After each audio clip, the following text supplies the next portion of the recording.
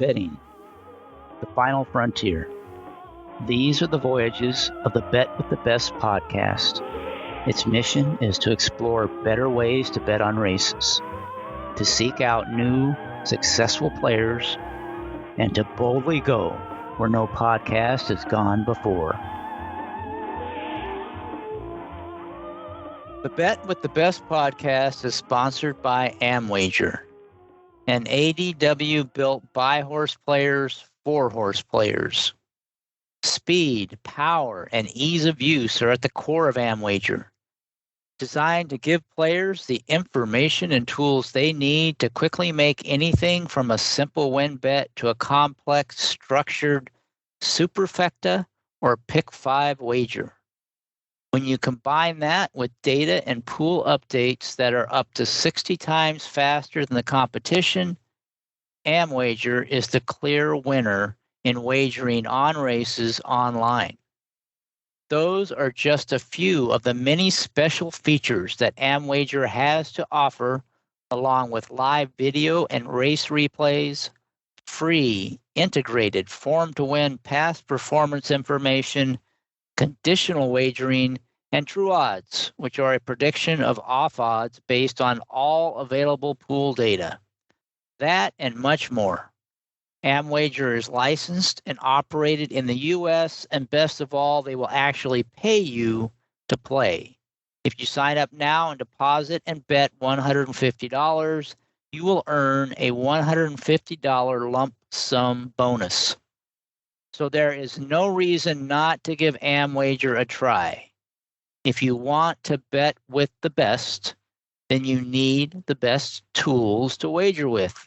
You need Amwager.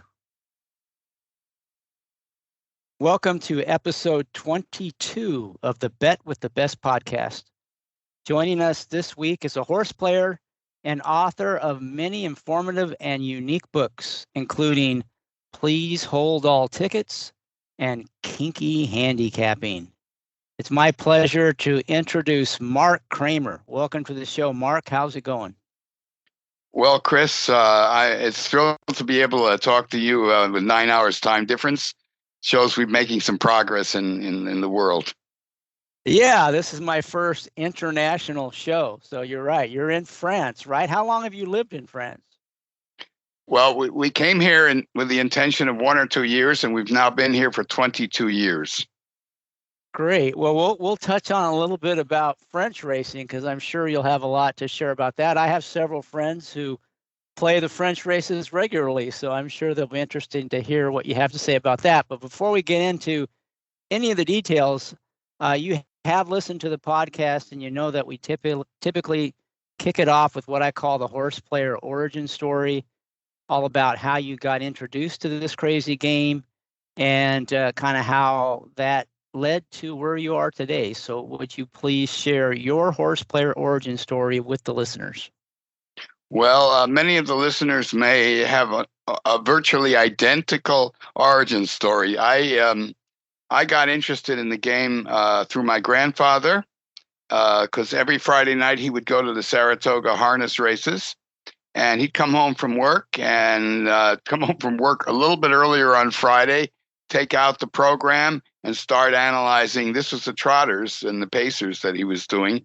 And I just loved the fact that he was solving a puzzle, challenging his mind, and then putting it to a test with real money. I thought that was, I was still a kid at the time, and I thought it was a type of courageous puzzle solving. So I got hooked from then on.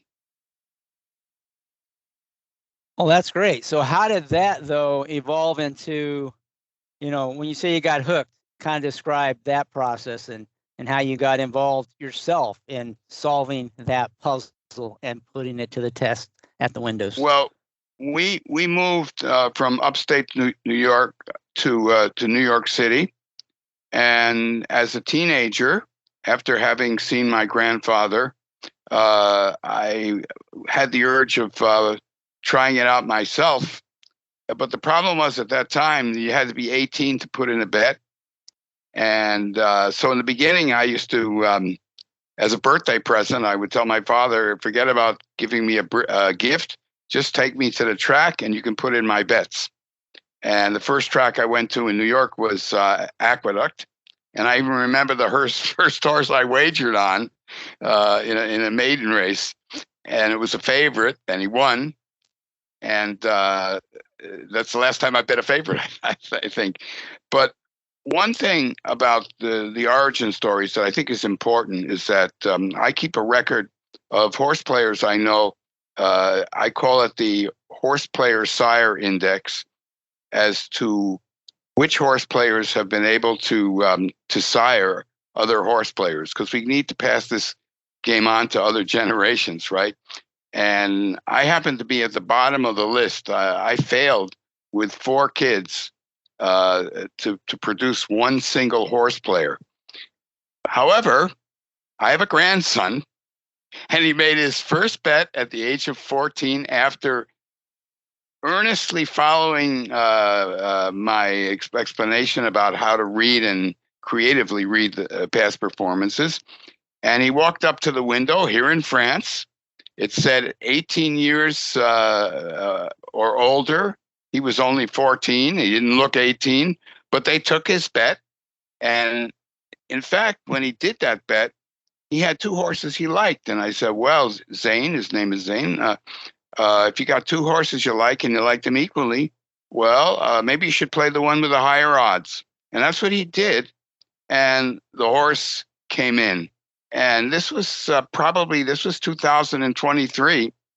And this was my biggest thrill of 2023, because now I'm a grandsire, not a grandfather, and a grandsire. That's great. Yeah, I do think that having that initial success can really make a difference in terms of getting people hooked on the game. I thought you were going to end the story as he played the horse with the higher odds and it got beat by the one with the lower odds, but you tried to explain to him how it was still the right bet. Chris, I was worried about that, and I had a whole text ready to explain to him if that happened. And fortunately, it didn't. Well, good, because why don't we jump right into that? Because that whole idea of value and making good decisions around betting, that's a big part of a lot of the books that you've written. So what would you have said to him in that case if the other horse had come in, the one at the lower price? Well, I would have said that if I prefaced it before he bet by saying, we're in this for the long term, not for the short term. So if the favorite beats your horse, do not be concerned. You still made a good choice. And that's how I would have, I already prepared him for the worst. So if his favorite had won, I would have said, well, I keep records. I keep records of every bet I've ever made. And the records show that I do best when I play the overlay and I don't play the horse that is the favorite when I have 2 horses that I like the most. Oh, that's great. And that's a lesson. Unfortunately, there's still a lot of horse players that have never learned that lesson or understand it or want to understand it. They just don't accept the fact that the best bet is always on the most likely winner. And if you make a bet and it loses, then it was a bad decision.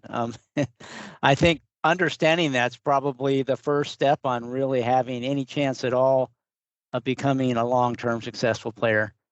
Well, I can tell you a story about that emphasizes the lesson.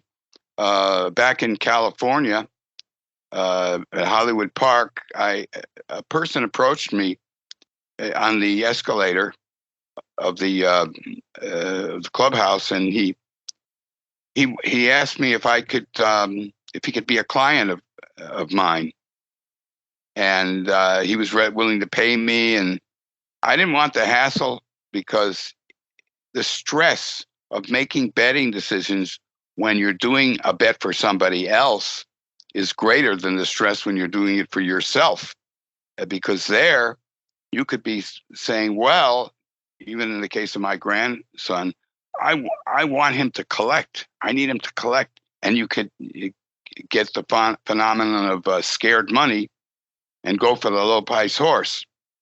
So I told him in advance, I didn't even want to do it. And my wife said, look, the guy's going to pay you for doing what you love. How could you say no? So finally I said yes. And, but I warned him. I said, I'm a long shot player. I can have 10 losers in a row. I'm not going to give you any favorites. And you have to live with that. He said, okay. And long story short, we're at Hollywood Park. A friend of mine, horse player friend Frank Cotolo, who some of you may know, and I were going to bet this horse called Woodcote, because the past 5 races that he had terrible trouble in all 5 of them, and he was switching to the winning jockey, Ortega, on the turf, and he was 45-1. And my client, whose name was Carson, he said, "You got to be crazy. You got to be crazy. I'm paying you to give me horses, and you're going to give me that piece of dung." And I told him, Carson, look, he may lose. I said him the same thing I said to my grandson. He may lose, but he's worth a bet because he has good reasons to win. And at 45-1, maybe he should be 8-1, or maybe he should be 5-1. Still, it wouldn't be the favorite, but at 45-1, you should be playing him. So Frank and I went to the rail, watched the race.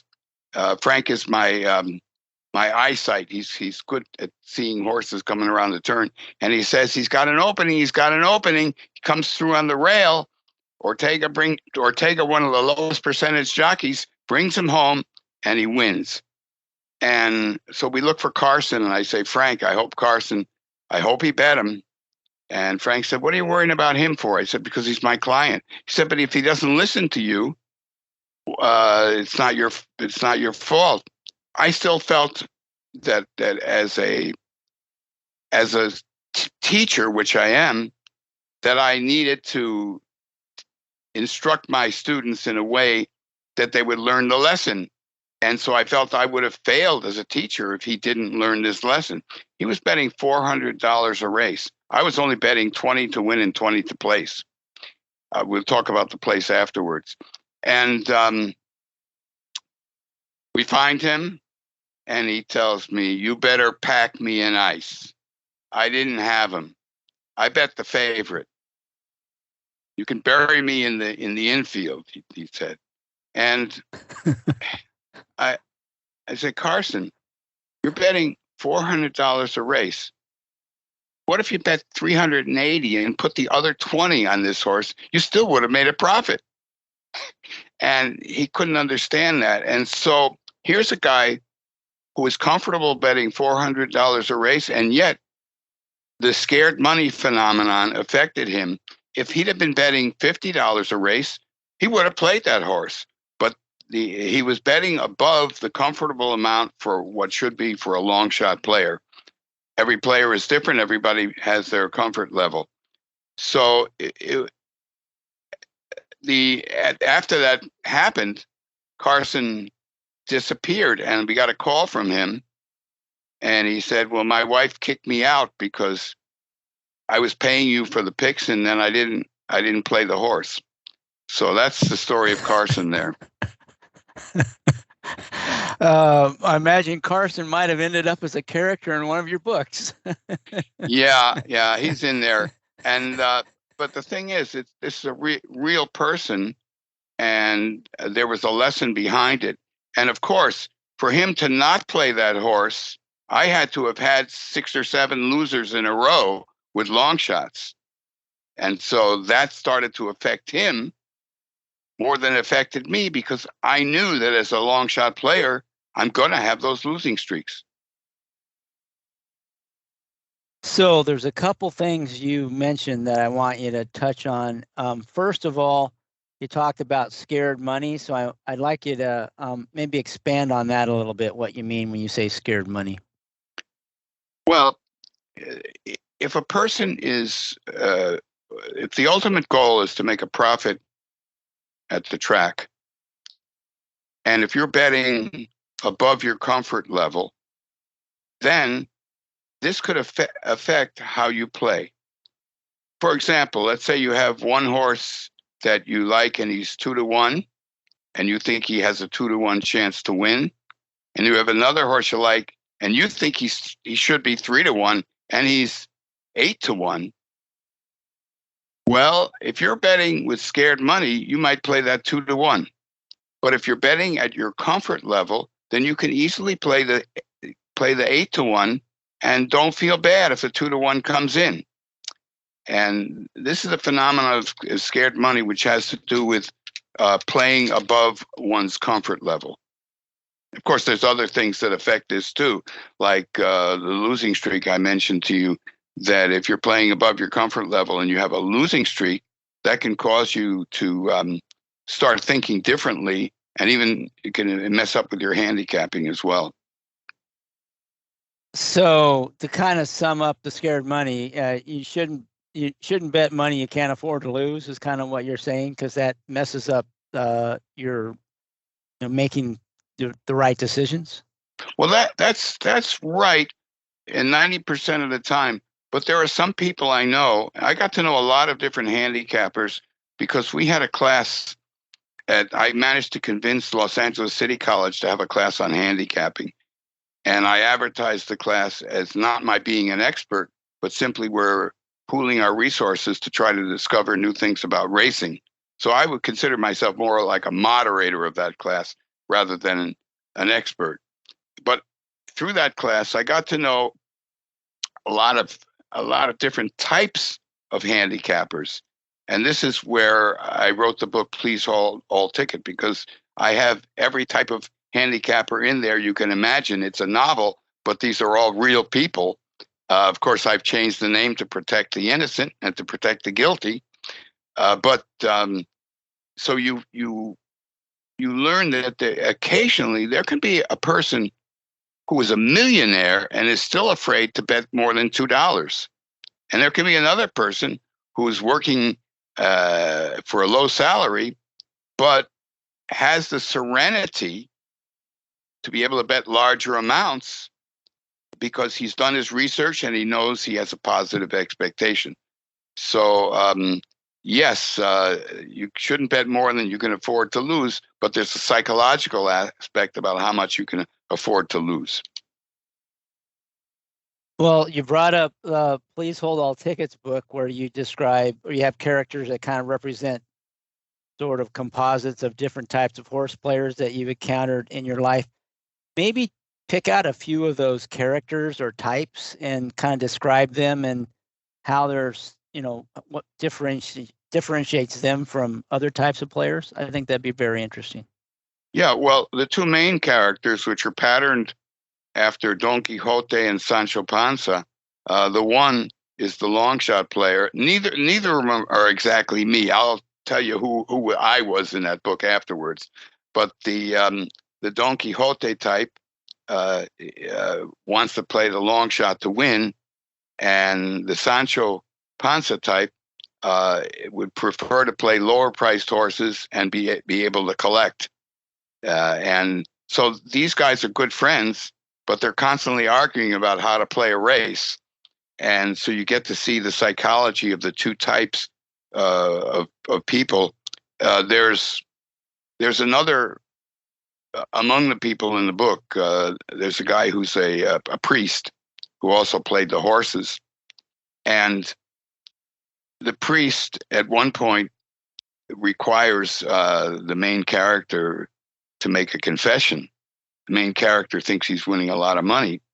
He's keeping records, and the book essentially is also a book about record keeping. I try to make record keeping into something really sexy. So the priest says, well, why don't you give me all your records? Let's put them down and let's analyze whether you've made as much money as you think you've made. And so they sit down. The main character takes out all his records. He's an avid record keeper, and I myself am too. And I got that from Henry David Thoreau, the great American philosopher, who kept records about everything.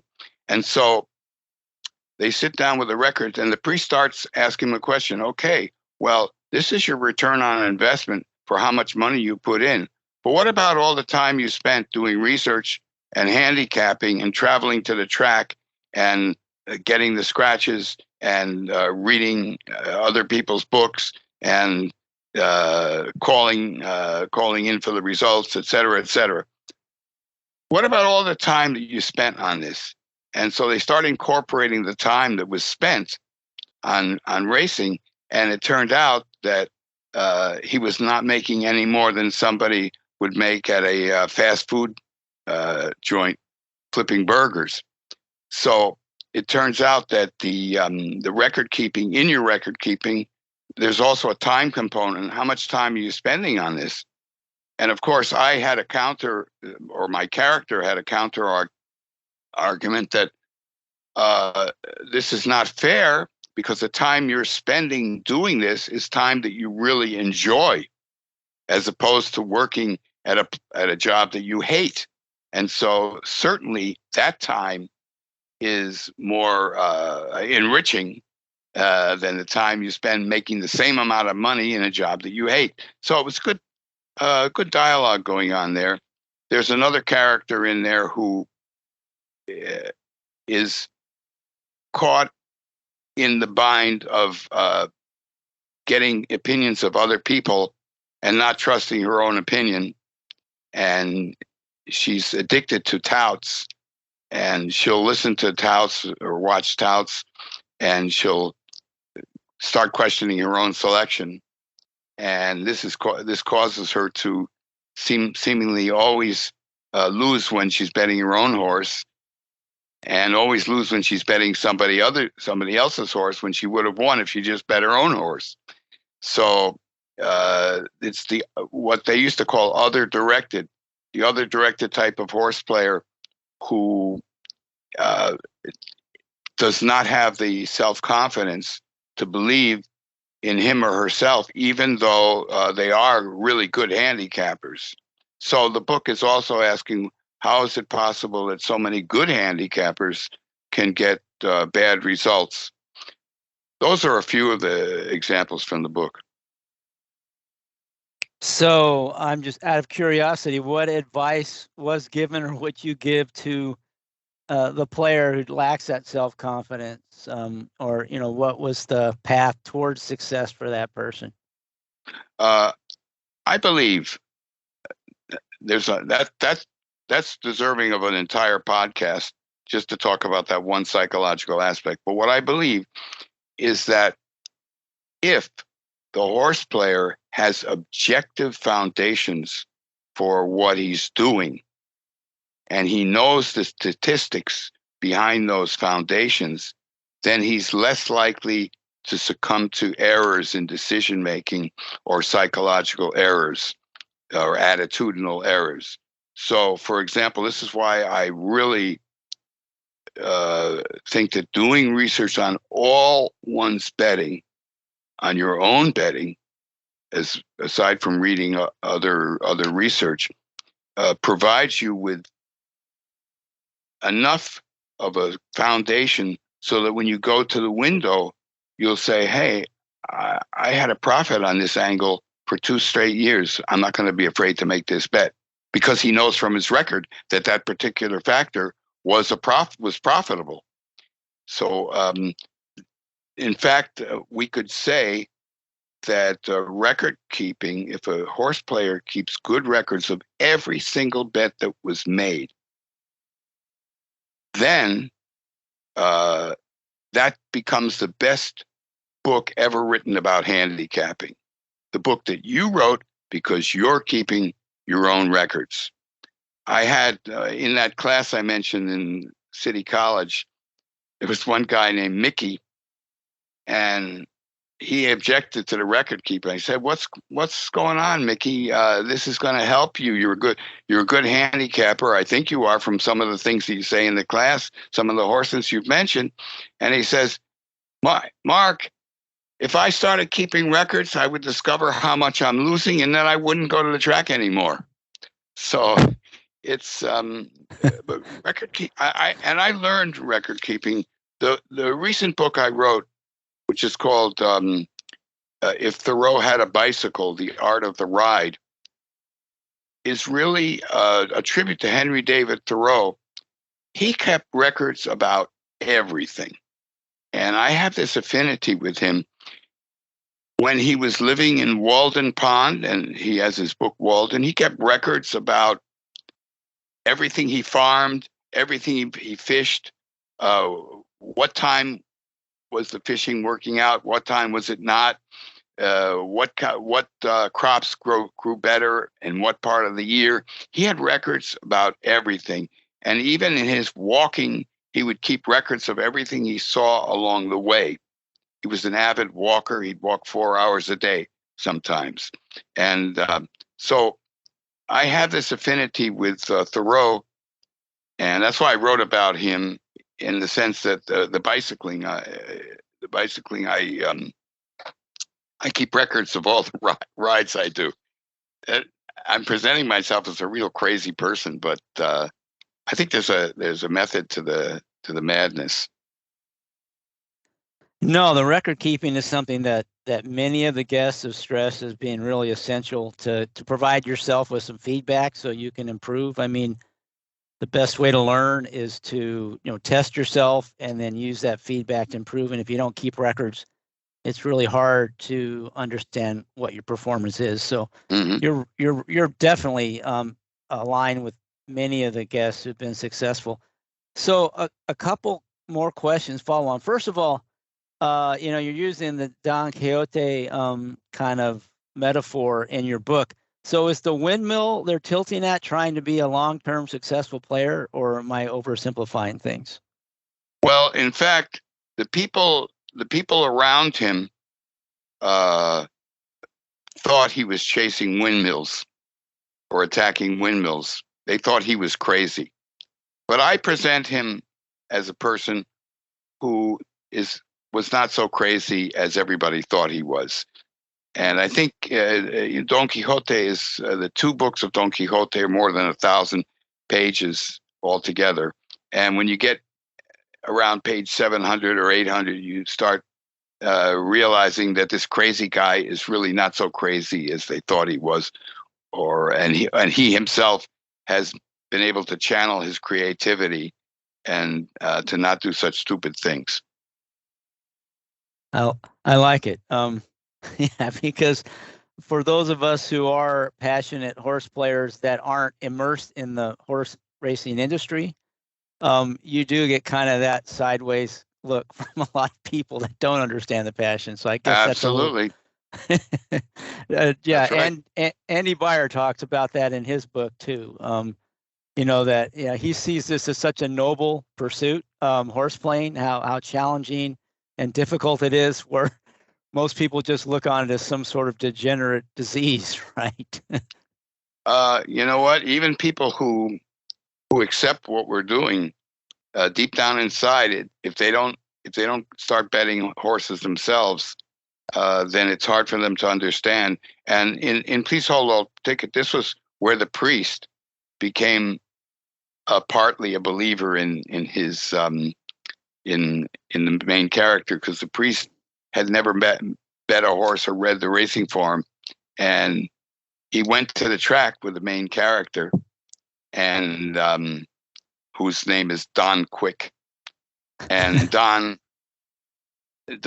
wanted so much for the priest to win that he got affected by scared money, and the first bet he had the priest bet the horse that was the lower odds horse instead of the overlay, and the overlay won. And so that day at the races, that was the first bet they made. So he had to realize that he was starting to normally he wouldn't have had scared money, but knowing that somebody else was looking at him and was depending on him, it changed his attitude. And there are so many psychological things that can affect us. I would like to add one other thing too. In my records, and I told Chris, I told you ahead of time that I don't present myself as being a professional handicapper or horse player, except for a few short periods in my life. And I don't. My only claim to fame is that I have had a flat bet profit. But the psychological aspects are also affected by the physical aspects. And I have one other story that gives a lesson.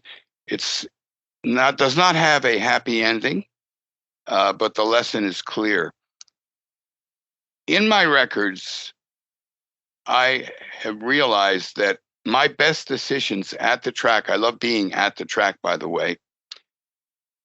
My best decisions are made when I'm standing up, not when I'm sitting down. And my best ideas come when I'm standing up or I'm active and not being in a sedentary position. And it just so happened that Mike Helm, another author, a good horse race writer, Mike Helm and I were doing handicapping tournaments together. And we were able to win a number of prizes, but only small prizes like the highest profit of the day, for example. We won that 3 times. That gave us a flat bet profit for horse racing tournaments. But there was one tournament at Sam's Town in Las Vegas, where you're actually playing with real money. You have $500 bankroll. You're betting 10% of bankroll for 4 days. It's strenuous. It's grueling. And after on the second day, we won the highest profit of the day, and our bet had gone up to something like 300 or 400. I can't remember now, but our bet really went up there because we were betting percentage of bankroll. And at the same time, we were in this hotel with horrible air, and I wasn't getting the exercise that I usually get. I'm an avid walker, hiker, bicycler, and I wasn't getting any exercise. I was sitting down all this time, and this was affecting me, and I was having trouble sleeping as a result of it. So the next day, it was as always, it's a tough card. We always say that, but it's true. The next day, we realized that we were in a position where we could win the tournament. It was the third of the 4 days, and I found a horse that was going to pay. It was 35-1, and I went to make the wager. Now in the horse playing tournament, you have a separate room for tournament players, and you go up to a table and you give them your ticket. You write in your ticket and you give it to them at that time. So the problem was that I was in such bad shape from not having slept the night before that my mind was working slower. It took me longer to come up with this horse. And by the time I got to the betting table, because that's what it was, I called in my bet thinking I was there on time, and they said, "Sorry, we cannot take your play." And I said, "Why?" They said, "Because the tournament rules are that after the first horse is loaded into the gate, we don't take any more tickets."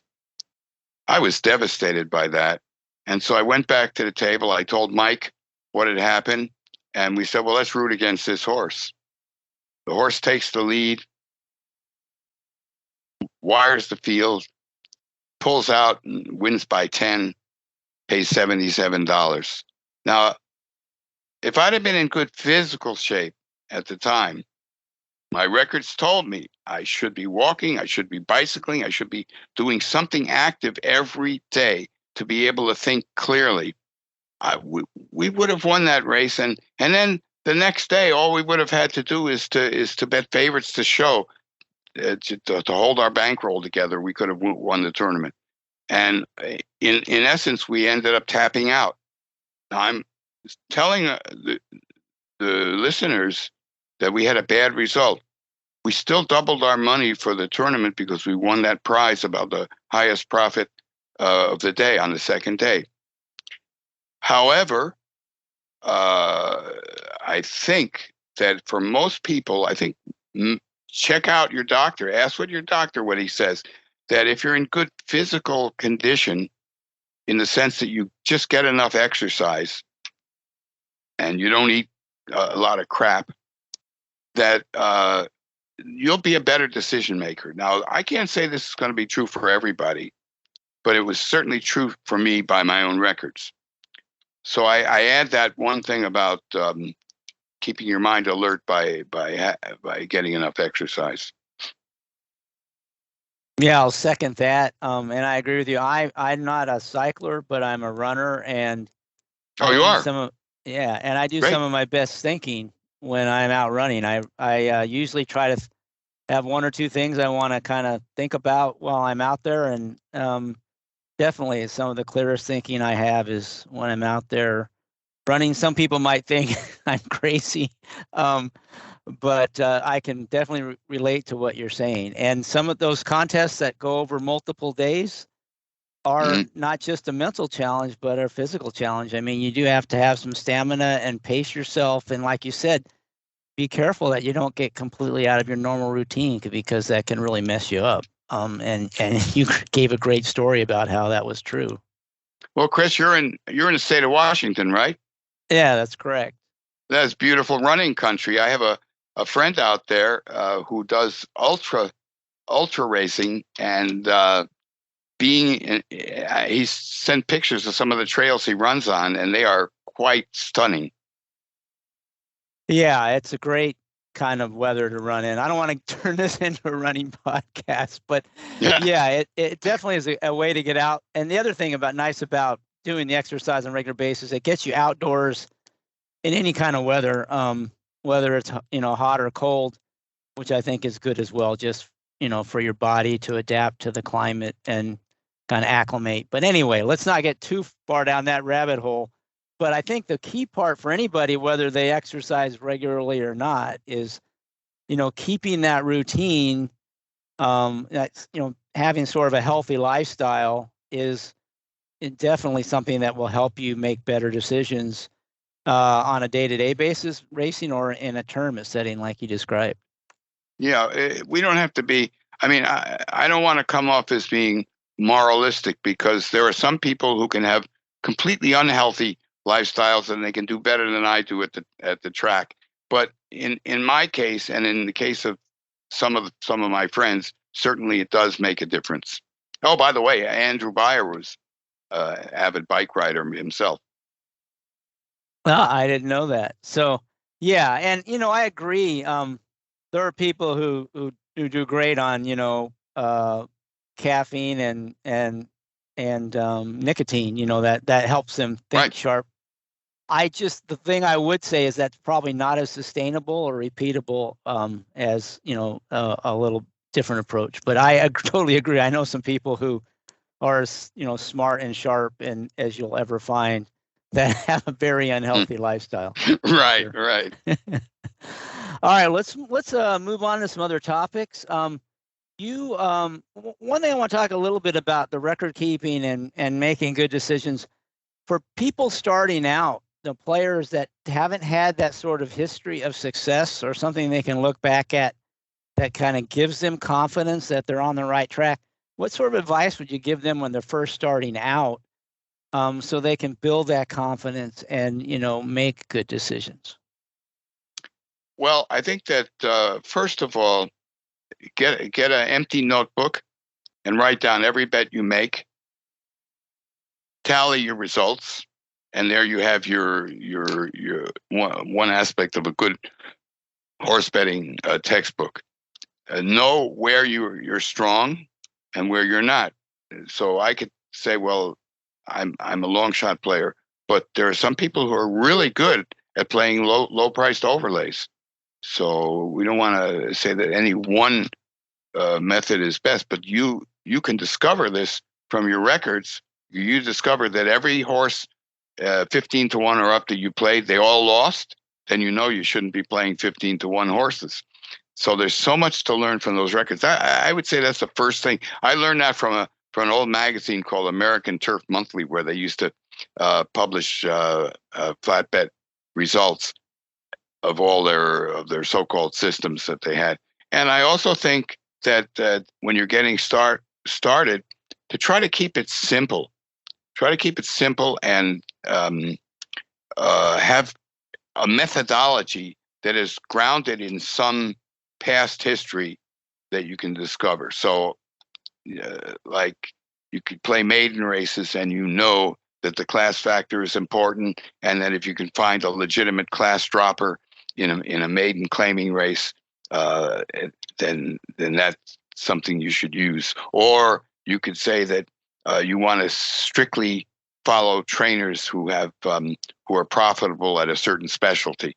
Have something that can be rigorously tested as you go along, and then when you're starting, you don't have to bet a lot of money. The big mistake is to feel as if you have to conquer the world the first day that you're out there. And so those are some of the pieces of advice I would give. I also think that, I really love my book, Please Hold All Tickets. I think you can learn a lot from that.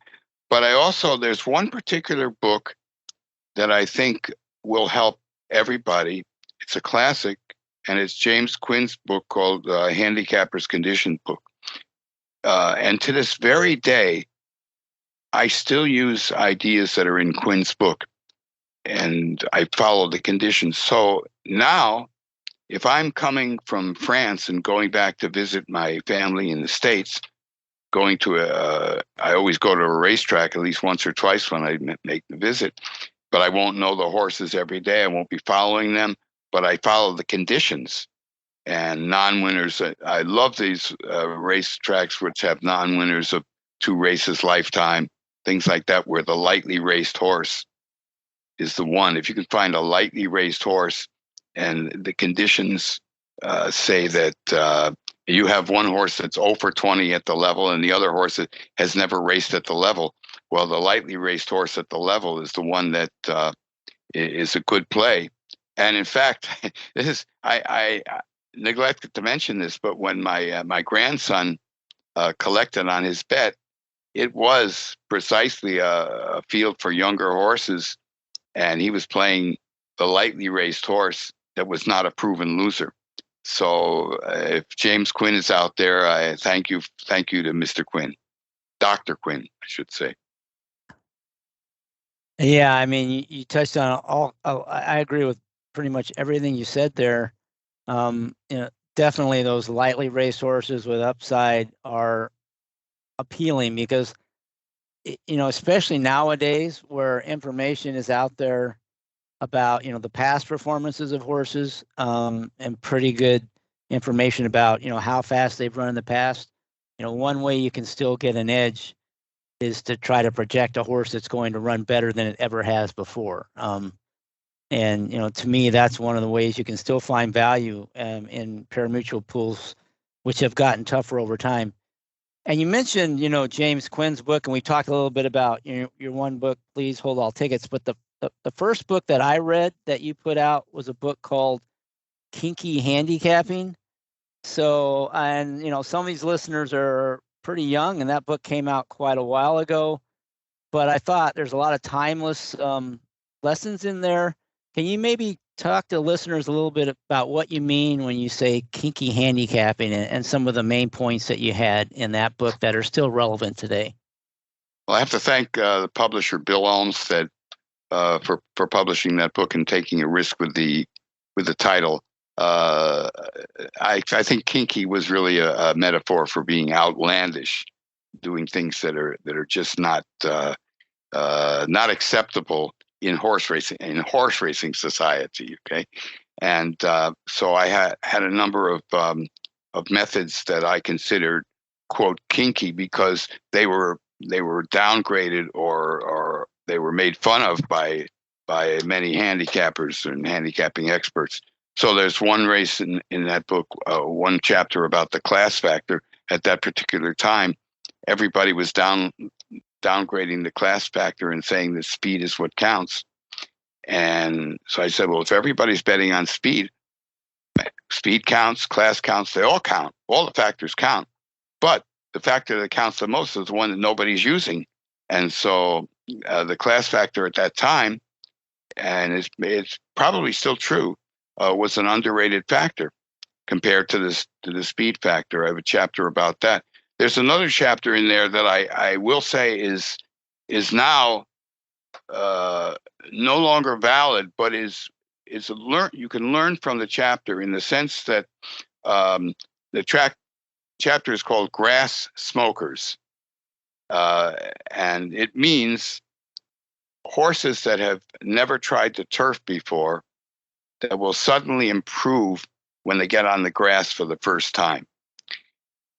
And at the same time, simultaneously, I had research that showed that the average winner of all horse races increases their buyer figure by an average of 7 or 8 points. In other words, if you're going by the previous figure, that's not going to tell you. You have to project what it's going to do when it's racing under better circumstances. So at that time, this is one of the few times that I was actually betting professionally and making larger wagers, which is not my style normally. But the Tomlinson figures were not coming out in the racing form, nor did anybody know about Mike Helm's turf sire figures. So I was betting exclusively. I didn't even look at any other races. The only races I bet at the time were races on the turf for horses doing the turf for the first time. And so you could get horses that had finished a ninth by 18 lengths in their maiden debut on the dirt, and now they were switching to turf, and they had a great sire and dam sire. And so I was just collecting regularly. I mean, I didn't even have to wait too long to collect. And this lasted for about 1.5 years, almost 2 years.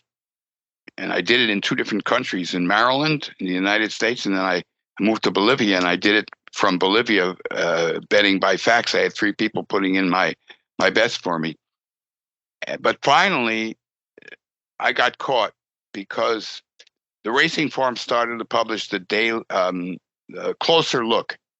And the Closer Look guys were reading all the pedigree, and they were giving out the best pedigree information.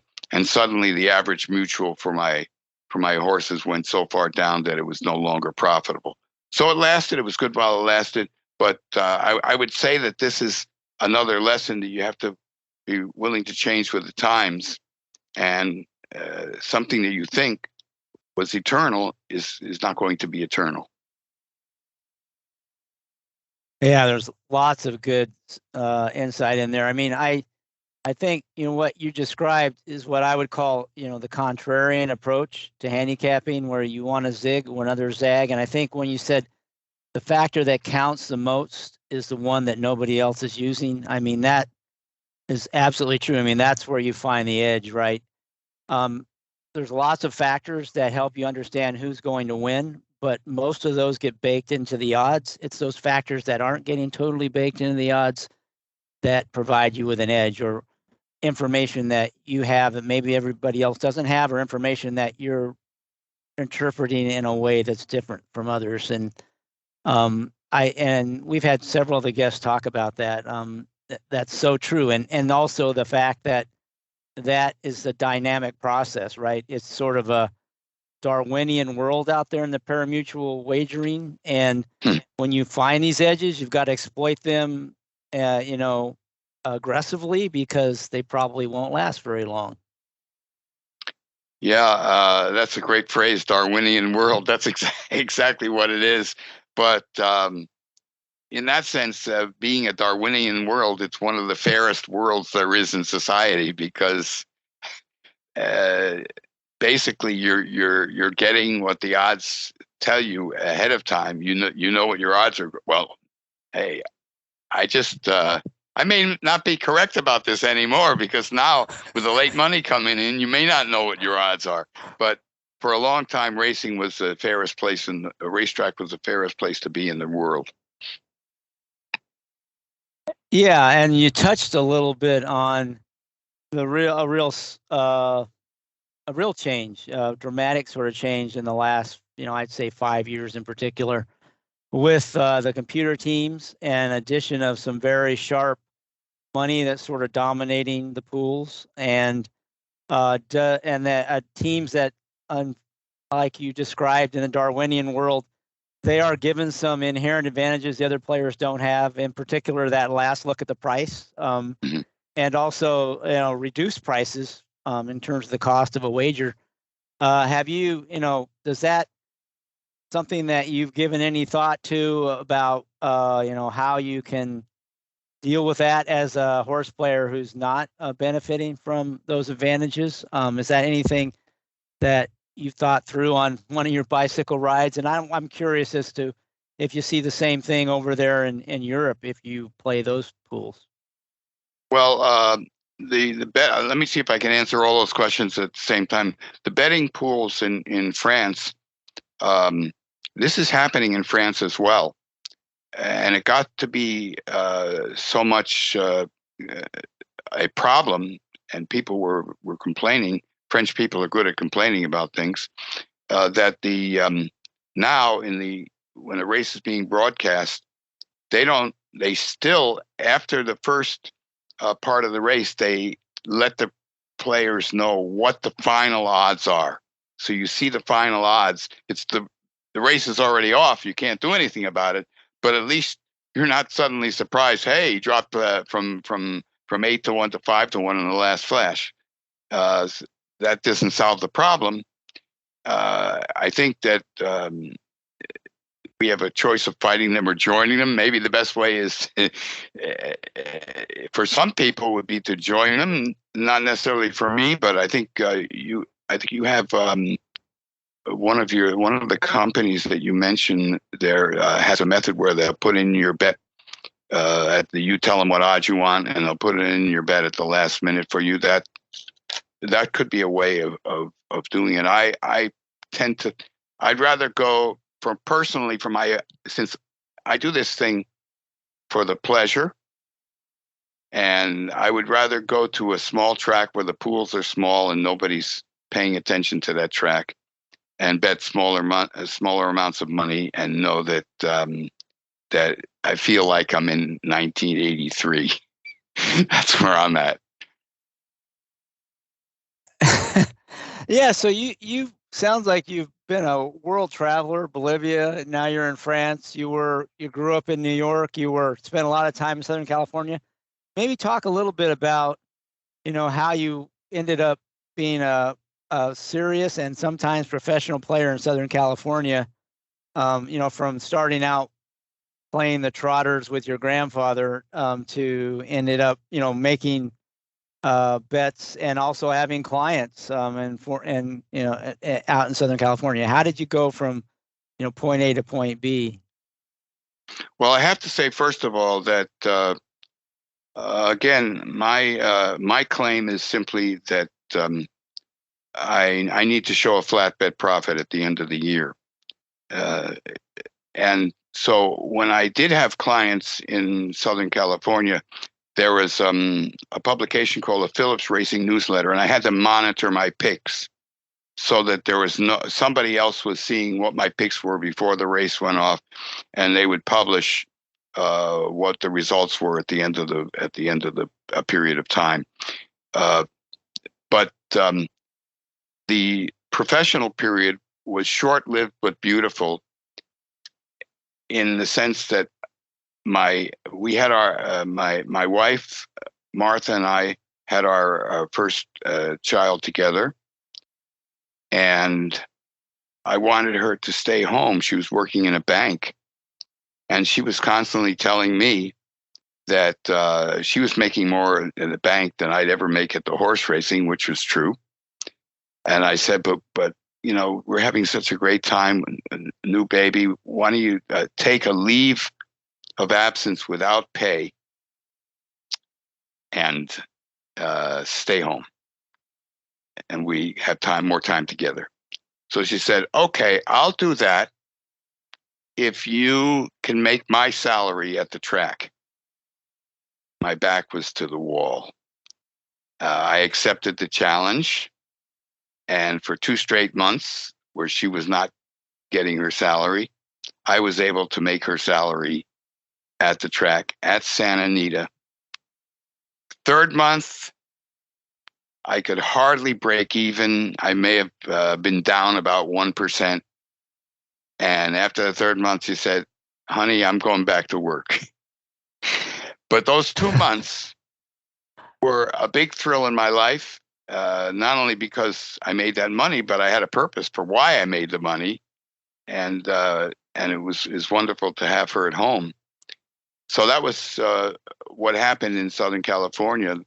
Uh, in France, I had a longer period where I was able to be sustainable, and I did this by thanks to a friend. It seems like there's always somebody else pushing me to do it, that I can't do it on my own. And I had a friend in the neighborhood, and we would every Saturday and Sunday, and sometimes 3 or 4 times a week, we would get together at a French OTB, and we would work out the card, and we would play an exotic bet called the multi, MULTI, which means you had to have the first 4 winners in the field. Fields for 14 horses or more. You had to have the first 4 in any order, and you could do. It was a very well conceived wager, and it was new. It was a new wager, and we found a way to make money with this wager that lasted for probably about a year and a half, and we were still doing well for over a 4 or 5 year period. And I have all the records right here to my left hand in my closet, where I kept a record of every wager we made. And this was a really fertile period. And much of the betting was in the harness racing. In France, harness racing, the people respect the harness racing more than the thoroughbreds. I happen to enjoy the thoroughbreds more than the trotters, but people respect the trotters because you know the horses, because they're racing 20 or 30 times a year, as opposed to a thoroughbred who's racing only 5 or 6 times. So some trotters even have fan clubs. And so, but we also included the thoroughbreds, and this was a period of time that I look back favorably on. Since then, the multi has been incorporated. It used to be it was only in 2 races a day. Now they have them in every race, and you have to read too many races to find out which one you're going to play. Too many people are playing it. There's a lot of people who are buying the race, and you have to compete against them. So it's no longer a profitable. And they also raise the take obscenely on that bet, and so I got out of that. But a couple things that you hit on. One, a lot of times you can find these edges when there's something changes or there's something new. So you're saying this was a new wager. Yeah, and if you can get out in front of the curve, you can get an edge, and you can ride that for a while. But again, it doesn't last forever because people catch up. Do you find that as kind of a repeating theme when you've been able to find these edges, is when something changes or there's something new? Absolutely. I think that 9/10 of the time, I call this single factor wagering. A lot of just like with the turf sire bets, single factor wagering, and if the factor is being under evaluated by the public, but sooner or later the public catches up to you, and that's that. I would say that the conditions races at smaller tracks is still something that seems to work. And I would like to add on the conditions, because we didn't follow through on that when we say a lightly raced horse, let's say that it's non-winners of 2 races lifetime, just as an example, and you have a horse that has lost 3 or 4 races at a higher class. It's the first time he's racing at this level, and the other horses in the field are proven losers. Okay, that's the classic way you're going to bet on the conditions horse, the first horse that's not a proven loser at today's level. However, where it really becomes valuable is if you can draw lines that he doesn't look like a lightly raced horse, but if you can draw legitimate lines through those races as being not representative, or that the horse really had legitimate excuses, and you can go back 3 or 4 races and say, this is the one which gives my horse the right to really improve today. So that factor seems to me that it's still universal. And in fact, amazingly, in France, I have a hobby of going to these country tracks, and I went to a track called Vire, which is in Normandy, and it was the Trotters that day. But it was the card was really attractive because all the races were for very young horses. So all of them either were proven losers or not proven losers. And it was one of the most amazing days in my life at the track because I won the first 7 races. That never happened to me before, and it's never going to happen again. So please, I want your listeners to understand that I am not a miracle man. But I don't think I got lucky that day. I think I was using the Quinn method with the Trotters. And in the last race, I said, okay, I've won all these other races. Try to hit a big one. And I went for a huge price and it lost. But it was still it was a memorable day. And so getting back to the answer to your question, most things come and go, or they come and then they go and then they come back and then they leave us, depending on what is in style in betting. But there are some things that seem to be eternal, and this is something that transferred from American racing to French trotters, and the factor was still working. So maybe if you could do a little bit more of contrasting American racing with French racing. I mean, you don't have to go in a lot of detail, but just kind of what are the similarities and the differences, or are they pretty much the same? Well, I think I think there's a lot that is universal about horse racing, but there are differences, and some of the differences are what information is available and what information is not available. So, if in France we don't have running lines for the races, so you have to, if you're a pace handicapper, you have to know how to follow the pace in an artistic way because you don't have numbers to back you up. And I tell my American friends, racing friends, that if you wanted to come here and make money in France, then come with a clock the pace of the races, and keep the information for yourself, and you could probably make some money. I think that the pace factor is an underrated factor in French races. I would like to say that also something, since most of the listeners are not going to be coming here and betting in France, I would like to mention an angle I have that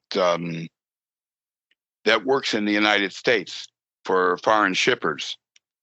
And that is that in general, the universal bias for most French turf racing is against the front runner.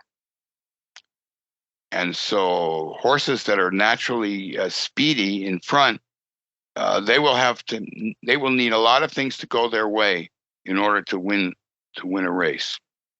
So one of my favorite angles for Breeders' Cup and for lesser races where shippers are coming in is to find a British or French horse. It's a similar pattern in Britain, where they are early speed horses, and I call this the situation horses that were racing against the bias every time, and now they're coming to a culture that fits their behavior. In other words, they'd be fitting in more with American racing. I don't have a list of all the horses that have won. And my memory is not that sharp, but I do remember one particular horse that I think won the Arlington Million. His name was Spirit One, and this may have been maybe 15 years ago. God bless Arlington. And he had shown early speed, competitive early speed at secondary level tracks like Bordeaux, in France, and he was shipping in with a good trainer. And that's the other factor for the shippers is you can check the trainer's record. And so he won the Arlington Million. And sometimes these horses come to the States and they don't even take the lead. They're pressers, but they win because the dynamics are different. So that's that would be my angle of the day for people who are playing foreign horses. You can actually look up. You can get the trainer's record by going to a website called Jenny Course. Jenny, Geny, course, like Courses. And you click on the name of the trainer, or you type in the name of the trainer, and they'll tell you what his record is. And very often, for Breeders' Cup races or shipping races, the trainer that has had a flatbed profit in France, there are very few of them, will be good at shipping to another country. I lost one this year in the Breeders' Cup. I don't remember the name of the horse now, but more often than not, this is a good factor that people can and most American handicappers, including the experts, they're not checking the trainer record of the shippers. So, are you still regularly going to the track there in France? I'm doing it less often now because I've been working. I've been taking these long distance 1,000-kilometer bike rides, and but I've actually bicycled to 15 different tracks, so I keep the tracks in my range, within range. And what I do is that I love to go to the track in person and enjoy a day at the races.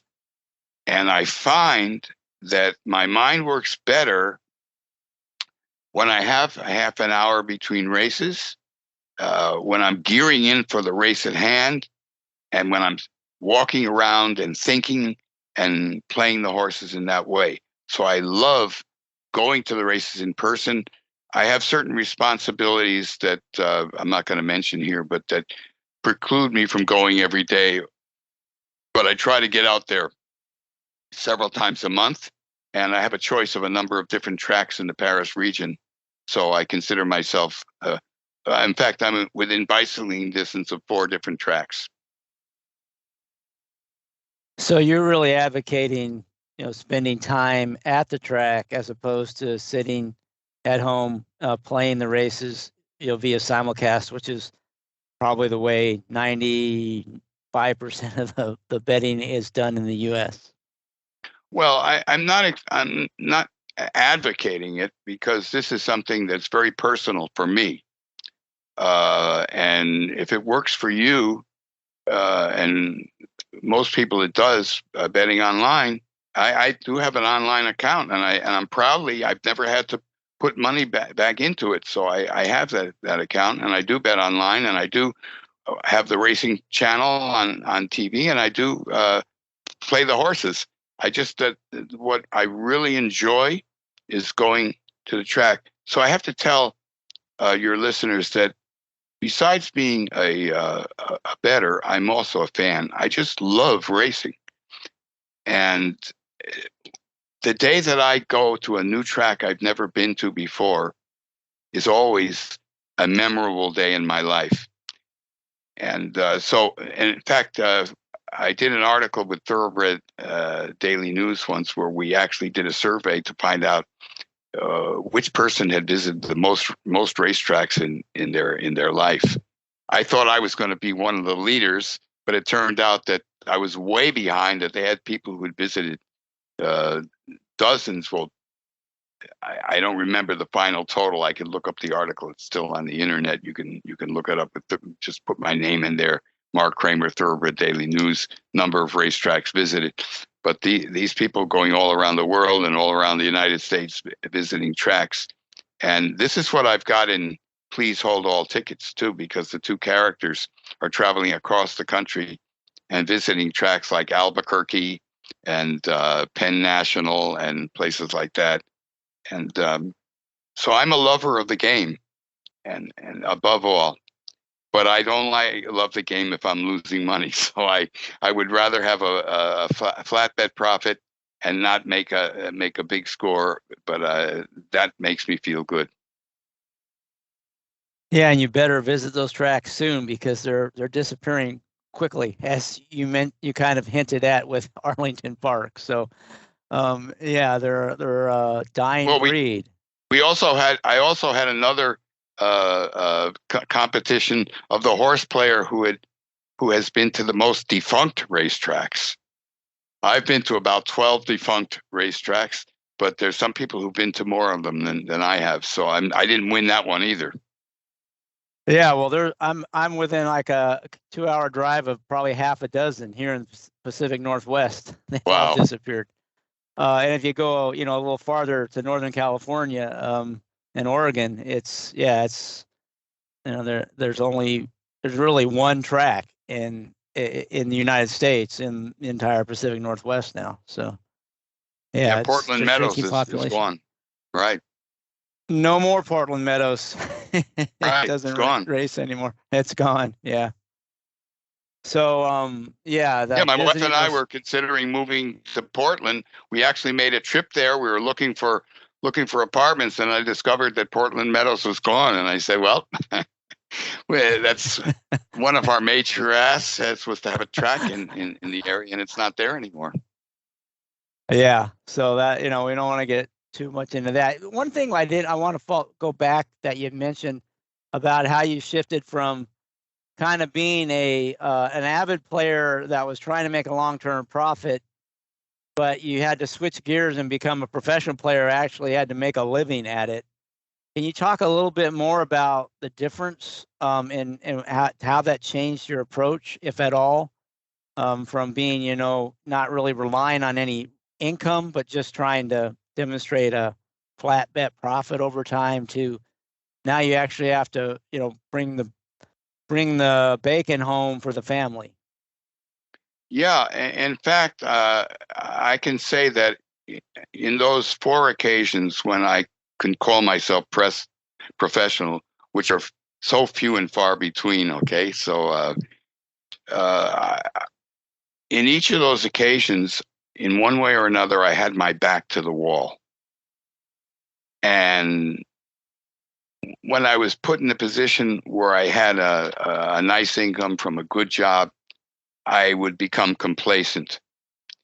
And so in Maryland, for example, I mentioned about the Santa Anita, where it was my wife who told me go make my salary at the track. And when we first got to Maryland, beautiful state, by the way,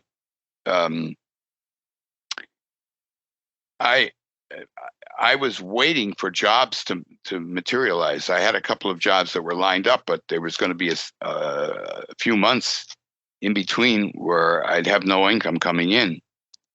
And so I did Laurel on a daily basis, and I concentrated on the maiden claiming races.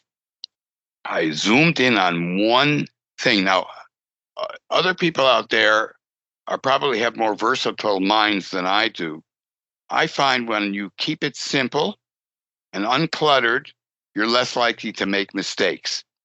And so I was virtually playing the maiden claiming races and maiden special weight races exclusively, and I was able to make a profit for 3 months. A living wage profit for 3 months. But then I got a job at the university, and it was too far from the track, and then so I had to wait it out till another time when my back was to the wall. You see, so I think that in my case, and same thing in France.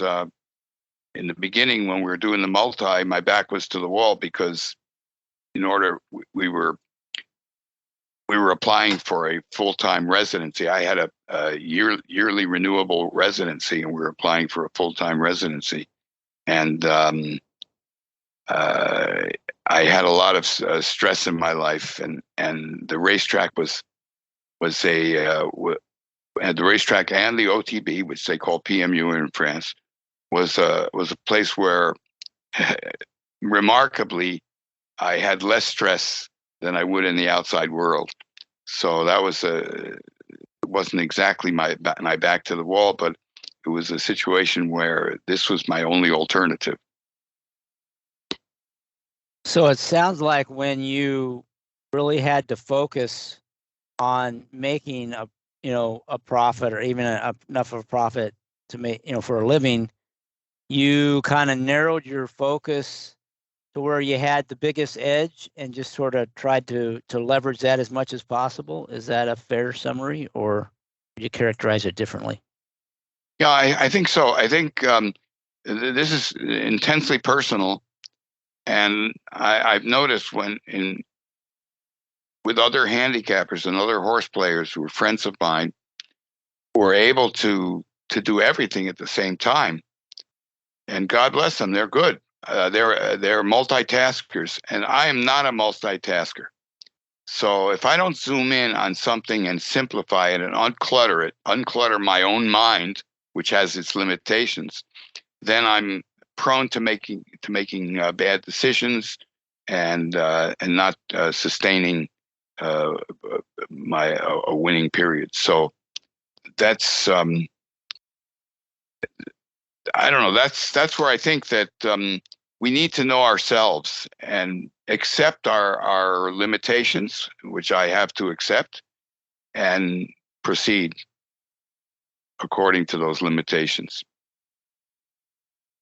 Yeah, that's a really good point. You need to understand yourself and what your strengths and weaknesses are, and try to play to the strengths as much as possible. And that could be very different for different people. Yeah, well, in fact, if we go back to the horse racing tournaments, that was really stressful for me, and because you have to look at every race, and you don't necessarily have races that are within your specialty on a given day. So that was really stressful for me. And so I realized that to win one of those tournaments, now people are going to react negatively to what I'm saying, and I apologize in advance. I would have loved to actually win the whole tournament. And I know Michael Bachok, for example, I've interviewed him. He won a big one. But I realized that I can't handle so many different types of races, and I can't go into a card where if none of my specialties are there, normally I wouldn't play. And the horse racing tournaments are forcing me to play when I would have stayed home. So as a result, I set my goal to just make a profit. And as it turned out, for me, this is good. From all of the horse racing tournaments I was in, the 5 times we did, I have 100% profit. In other words, I doubled my money. For other people to say, hey, Kramer, you doubled your money, so you didn't win. You're right. I did not win. We won daily prizes on multiple occasions, but we did not win any tournament, but I made a profit. And so that's me. Now, everybody is different, and I really admire the people who are able to sustain themselves, but that requires the multitasking that I'm not capable of doing. Well, still, that's a good, if making a profit, long-term profit, or at least in that case, wasn't real long-term, but it was overall the tournaments you played. That seems like a pretty good goal, and one that you should be proud of achieving, even if you didn't win a contest. Anything else about contest play? A lot of contests are kind of grown in the recent years. There's more of those out there now. You can play in contests online on a daily basis, multiple ones. Anything else you want to mention about that? Doesn't sound like that's your thing. It sounds like you gave it a shot. Wasn't your cup of tea, kind of forced you out of your comfort zone, and you like to kind of specialize and zero in where you've got the edge rather than being forced to play races you wouldn't normally play on your own? Anything else about the contest? Well, I think that contests can be really attractive for people who can become intense and who are who really know multiple facets of the game and are following everything, as opposed to a specialist like I am. So if you're somebody who can follow them every day, I was doing that at Santa Anita, for example, when my wife and I had our child. But it's not sustainable for me. But contest for somebody who's a multitasker and a quick thinker, I think that it's a good way to make some money. But I think for me, I realize what my limitations are. All right, so I want to spend a little bit of time just talking more specifics about betting and your approach to, what sort of bets you like to make, how you leverage your opinion. You've talked about win betting. You talked about that special multi-wager, which is kind of like a superfecta without having to pick them in order. But on a general, you go to the track. You have some strong opinions. What are the types of bets you like to play and why? And, how do you leverage your opinion? And I know it can vary depending on the opinion in the race, but just give us some examples of the way you normally approach it. Yeah, well, as I mentioned before, I consider myself a long shot player. I like to bet horses to win, long shots to win. And I'm not afraid to bet a 40 to 1 or a 20 to 1 or a 15 to 1 or a 10 to 1. But one thing I would like to say is that when I bet a long shot, now, let me preface this by saying that many of my readers and also friends who are in say that this is something that really made a difference for their betting. So I hope that this can make a difference for the betting of some of your listeners. If you are competent at finding good long shots at 6 to 1 or above, and you feel that your past records tell you that you can make a profit with these long shots, then a way to leverage that, there are two ways to leverage that. If you're betting a long shot and there's a legitimate favorite in the race, then you can do what I call the exacta as place bet. You bet your long shot to win, and then you do an exacta with a favorite on top of your long shot. Now this, I can't tell you how many people have mentioned to me that this has made a difference in their betting. However, if you're the favorite, you deem the favorite for objective reasons to be a false favorite, then there is nothing wrong with betting a long shot to place as well as to win. I did research on this. My research has told me time and again that live long shots are almost twice as likely to finish second as they are to finish first. So if you have a horse that's 15 to 1 and it's in a field where the place prices are probably going to be good, and especially if you think the favorite is false, then there's no reason not to make a win place bet on this long shot. Unless it's a question of your comfort that you just don't like place and that's just not your personality. But the long shot to place, to win and place, you're not going to avoid betting him to win. You're still betting him to win. But if you have a horse that's 10 to 1 and he figures to pay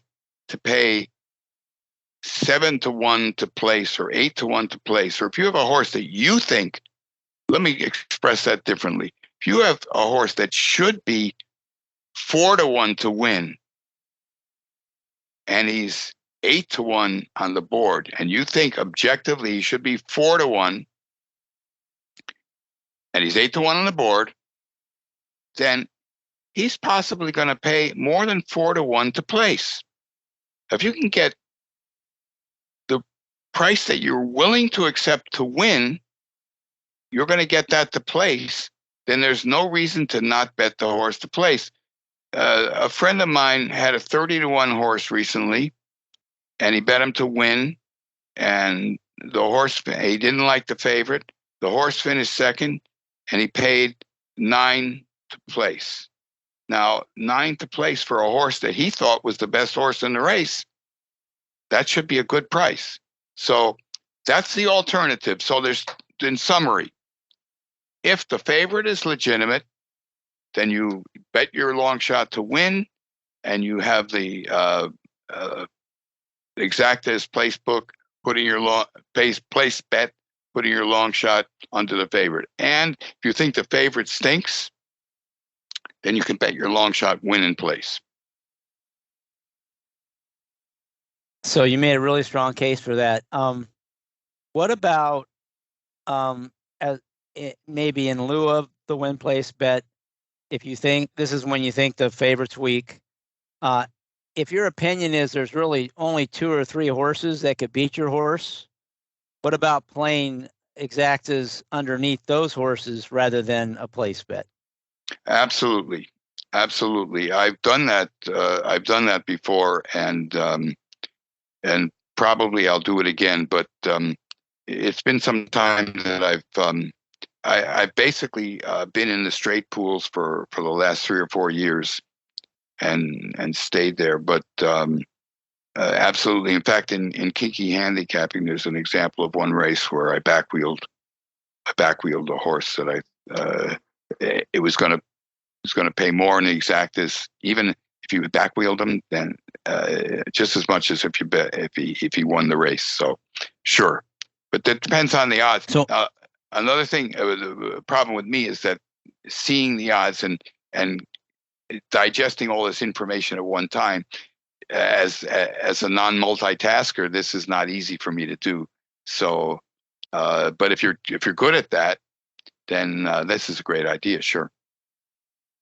So when you say back wheel, I just want to make sure the listener understand. You mean play underneath every other horse in the race, right? Yeah, I'm looking for the copy of the Kinky handicapping here, if I can find that race. But most of the time, it's what we call a partial back wheel, where we take the only 3 or 4 horses that have a chance and put them on top of the long shot that we like. Yeah, which is what you were referring to. Right. And to me, that would make a lot of sense if that's your opinion of the race. If you think it's just completely wide open, you don't really have any strong opinion about any of the horses but the one you like, then what you say, the place bet, for all the reasons you stated, makes a lot of sense. But if you have a second opinion that, well, I like this horse and I really only think there's a few that could beat him, and the favorite's not one of them, well, maybe I should be playing exactas underneath that horse and exactas with my horse on top, even, to really crush the race. So absolutely, I agree completely. But like you said, it comes down to, what do you think about the favorite? What do you think about your live long shot? And you kind of define that as 6-1 and above is how you're kind of thinking about the longer shot horses. Yeah, right. 6-1 or above, but that's an arbitrary thing according to right. You could say 5-1 or above, 7-1 or above. It's but more or less like that. Now there's one other type of bet that could be done. I saw this with the Sarton guys, Howard Sarton.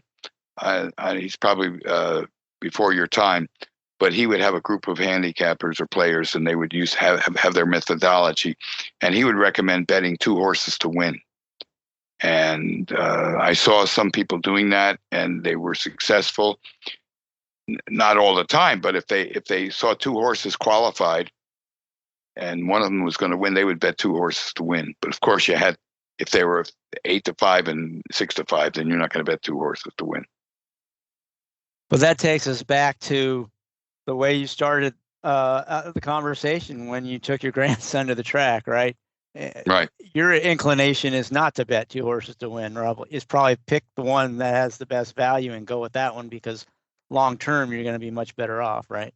Well, I go back to Thunder. I think it was Thunder Gulch. There was a Lucas horse who won the Derby a number of years ago, and there goes my memory again. I think that was Thunder Gulch, but yeah, Thunder Gulch. Yeah, I remember that one well because I really crushed the Derby that year. But that wasn't Lucas's favorite in the race. He had 2 other horses that were more highly regarded: Serena Song and Timber Country. Yeah. Right, exactly. You remember good. Well, and I remember that race. I remember exactly where I was at the time, and I remember what was going on in my mind.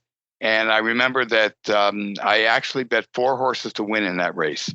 Thunder Gulch, what did he pay? He paid a good price. I mean, I made a profit. You probably did much better. I think he was 20. I think I could be wrong because I don't remember the numbers that well, but I think he like 25 to 1 or something. He was a big price. Especially for a Lucas horse at the time. People don't understand. Like Wayne Lucas was the guy, in Triple Crown races at the time. Right. I think I did that also when Julie Crone won the Belmont and Colonial Affair. Her name was. Those were the best days in racing, because when Colonial Affair won the Belmont, they still didn't have everything monoculture, and so you could get different odds at different tracks. And I don't even remember the other horse I bet. I bet 2. I was in Maryland at the time, and pretty much the Eastern odds. And I had a friend, Larry Goldstein in California, and I said, "Look, I'm going to bet the California horse to win here, and I'm going to bet Colonial Affair to win in California." So I called Larry. He put the bet in for me. I got the California odds, and Julie won the race. And it was a big price, too. So I bet 2 horses to win. But there, I was able to leverage because you had different odds in different places. And too bad we don't have that anymore. Yeah, it's mostly commingled. You still can do a little bit of that, like in the Breeders' Cup. If you can have access to anti-post wagering in Europe, which you do probably. Mm-hmm. A lot of times the American horses are higher prices than they'll be in the U.S. and the foreign horses are bet down, right? So you can do a little bit of that sort of arbitrage. Absolutely. But there's not many of those opportunities anymore. You're right. I remember doing the same thing, like going to a local track with its separate odds pool. And, on the Kentucky Derby day, they'd carry the Derby and you could get some crazy odds. The problem was there wasn't a lot of liquidity in the pool, so you couldn't bet a whole lot. But, yeah, you could get some crazy prices on some of the contenders. And that race, with 20 horses, it's a little bit different betting 2 horses or in a race than it would be, in a normal 8 horse field. Or in the U.S. nowadays, 5 or 6 horse fields, unfortunately. Right.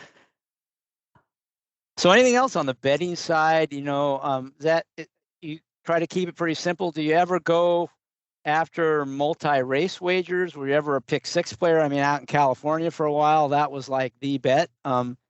Did you ever tackle that, especially on a carryover day? Well, I'm sorry you asked me, because that's not really that's not one of my my success stories. And we did have a group of 3 people, including myself, and we spent a year doing pick 6s every day in California.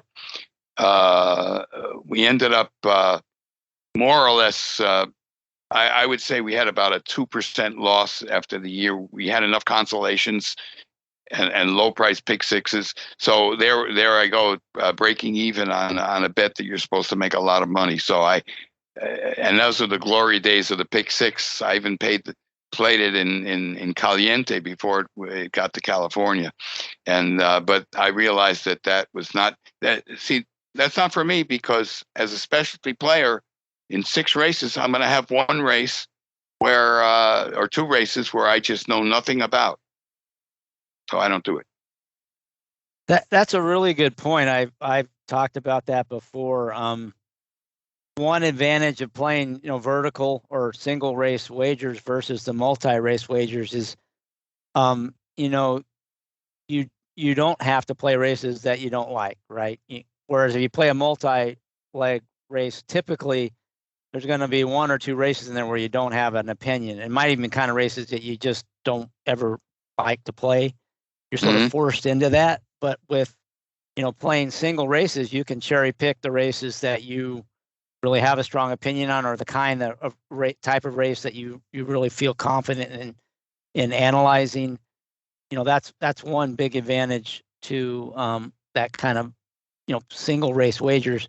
The big advantage to the multi-race is like the potential for the big score, and also when you're in an environment now, and this is happening more and more, where the field size keeps shrinking, then the opportunities for finding an edge in those single races starts to become, those are harder and harder to find, and you maybe have a better chance to find some sort of edge across a sequence. But there's definitely big advantages to playing, the vertical wagers.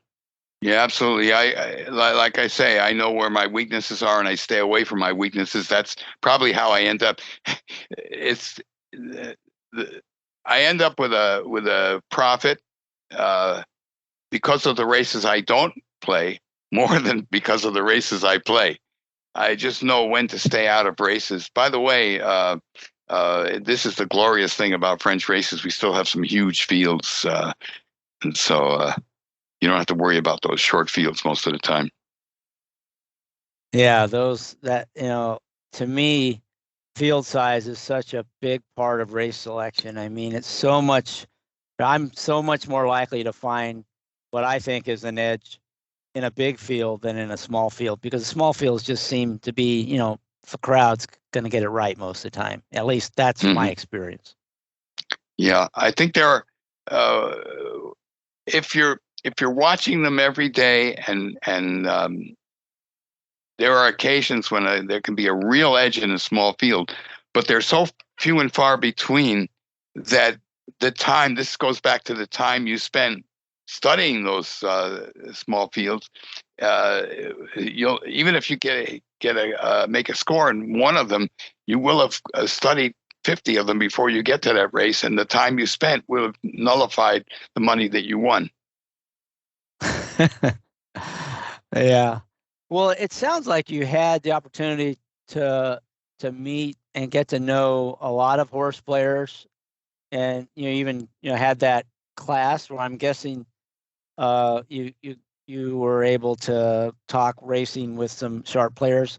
Are there any people in particular that were like most influential in your thinking, or served as mentors or whatever? And how did that help you become a better player, if so? Yeah, well, at the class we had some really great speakers coming. Quinn was there. Barry Meadow was there. I greatly admire Barry, even though we think so differently. I think my mentor would probably be the guy everybody knows is Tom Ainsley, which is Dick Carter. And what I loved about the man was that he, even in older age, he was ready to change when times changed. A lot of people, they do well in the beginning and they keep on doing the same thing and they're not able to change. So Dick Carter was the kind of guy that was able to change. He was I would call it Renaissance man. He even wrote a book about Curt Flood, the baseball player. He did a lot of different things in his life.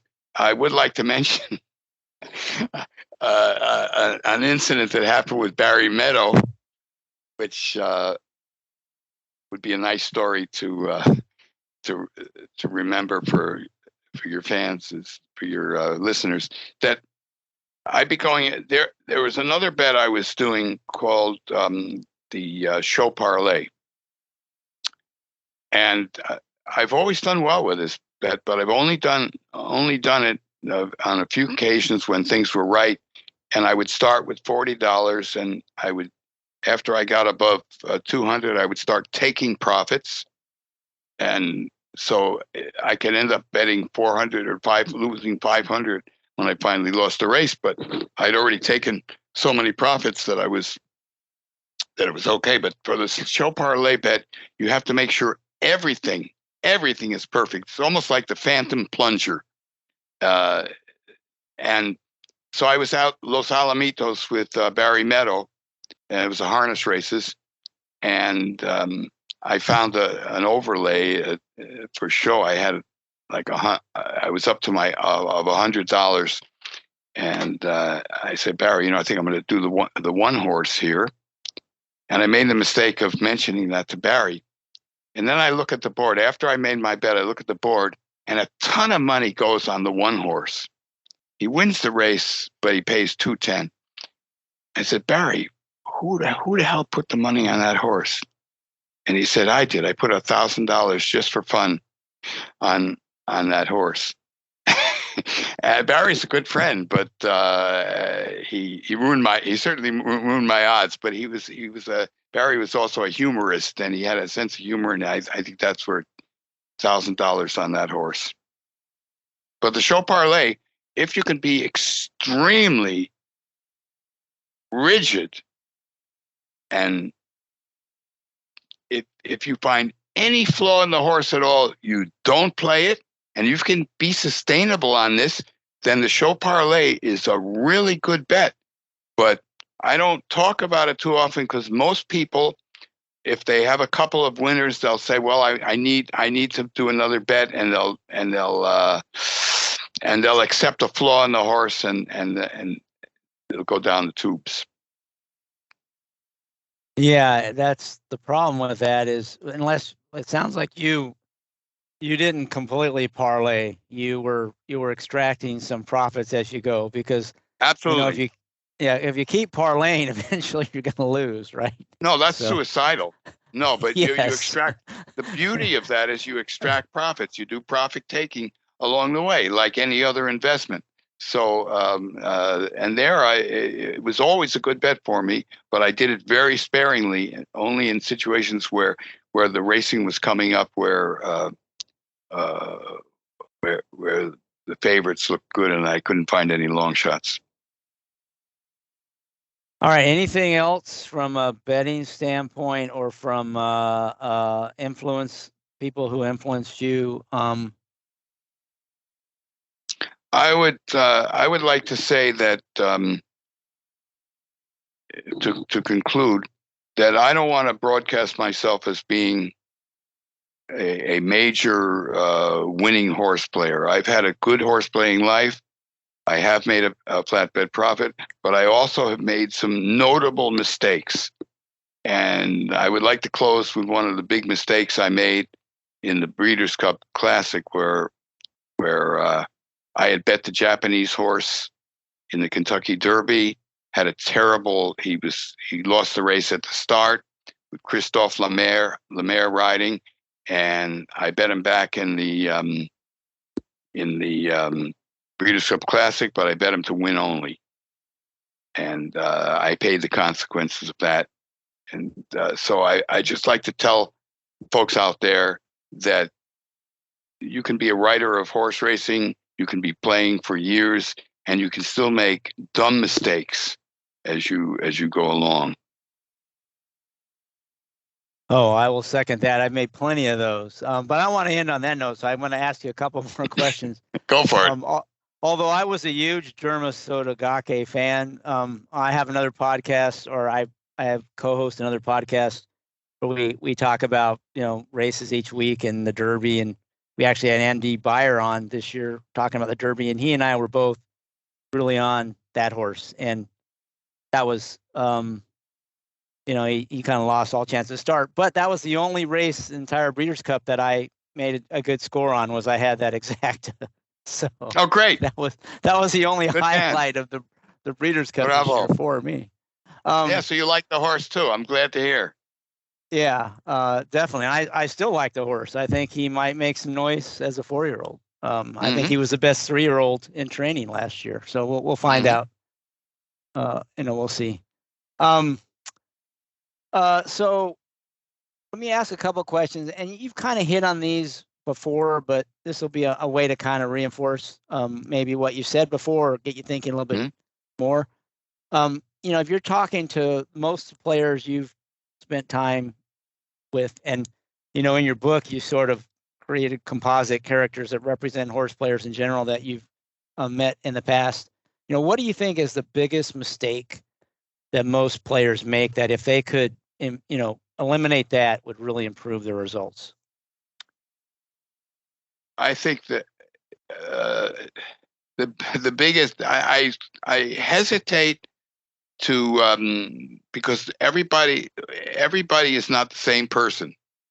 So the biggest mistake for most of the people is to bet too many races and to not restrict the bets to only when you have an overlay. In other words, the biggest mistake is to not pass races.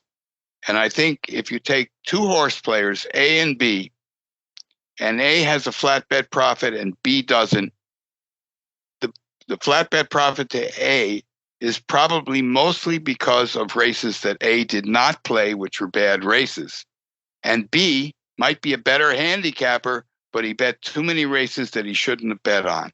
So I think exercising self-control and finding a way to be objective. I say objective because it's not just saying, okay, I'm not going to play this because I don't want to play too many races. You have to have an objective reason why you're not going to play a race.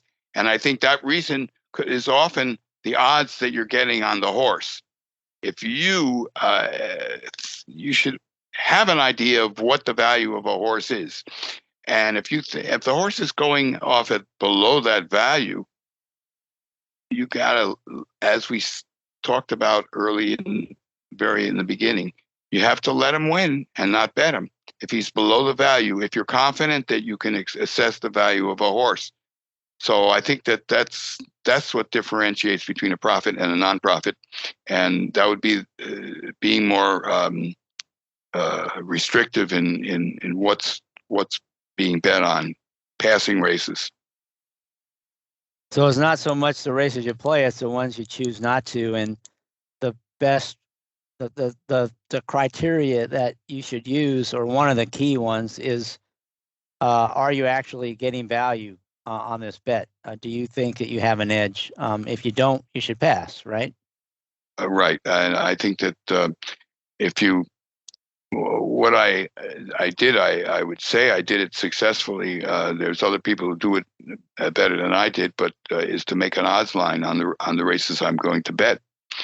And if you make an odds line, and you, this is a can of worms we're opening up, but we're not going to be able to really get into the details of this. But if you make an odds line and you give each horse a value, or at least 80% of the contenders, give them 80% of the odds, and translate the odds into percentage. So 3-1 is a 25% chance.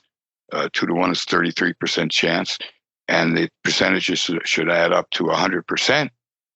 And if you do your odds line, then you will know that this horse I should not be betting, because if you have four contenders that are legitimate, then how are you going to play a horse that's 2-1? Yeah, that's you don't know this, but I mean, I just actually did a podcast about doing a fair odds line as a way to, make those betting decisions. So I absolutely agree with you. Now, I know you talk about sort of a simple method for doing that, and you mentioned, 80%. So can you maybe just spend a little bit just how you would do that, the quick and dirty way to do an odds line on a field? Because I know you talk about this in one of your books. Maybe I'm conflating it with another book, but if I'm right, maybe describe that. Yeah, it's thoroughbred cycles, and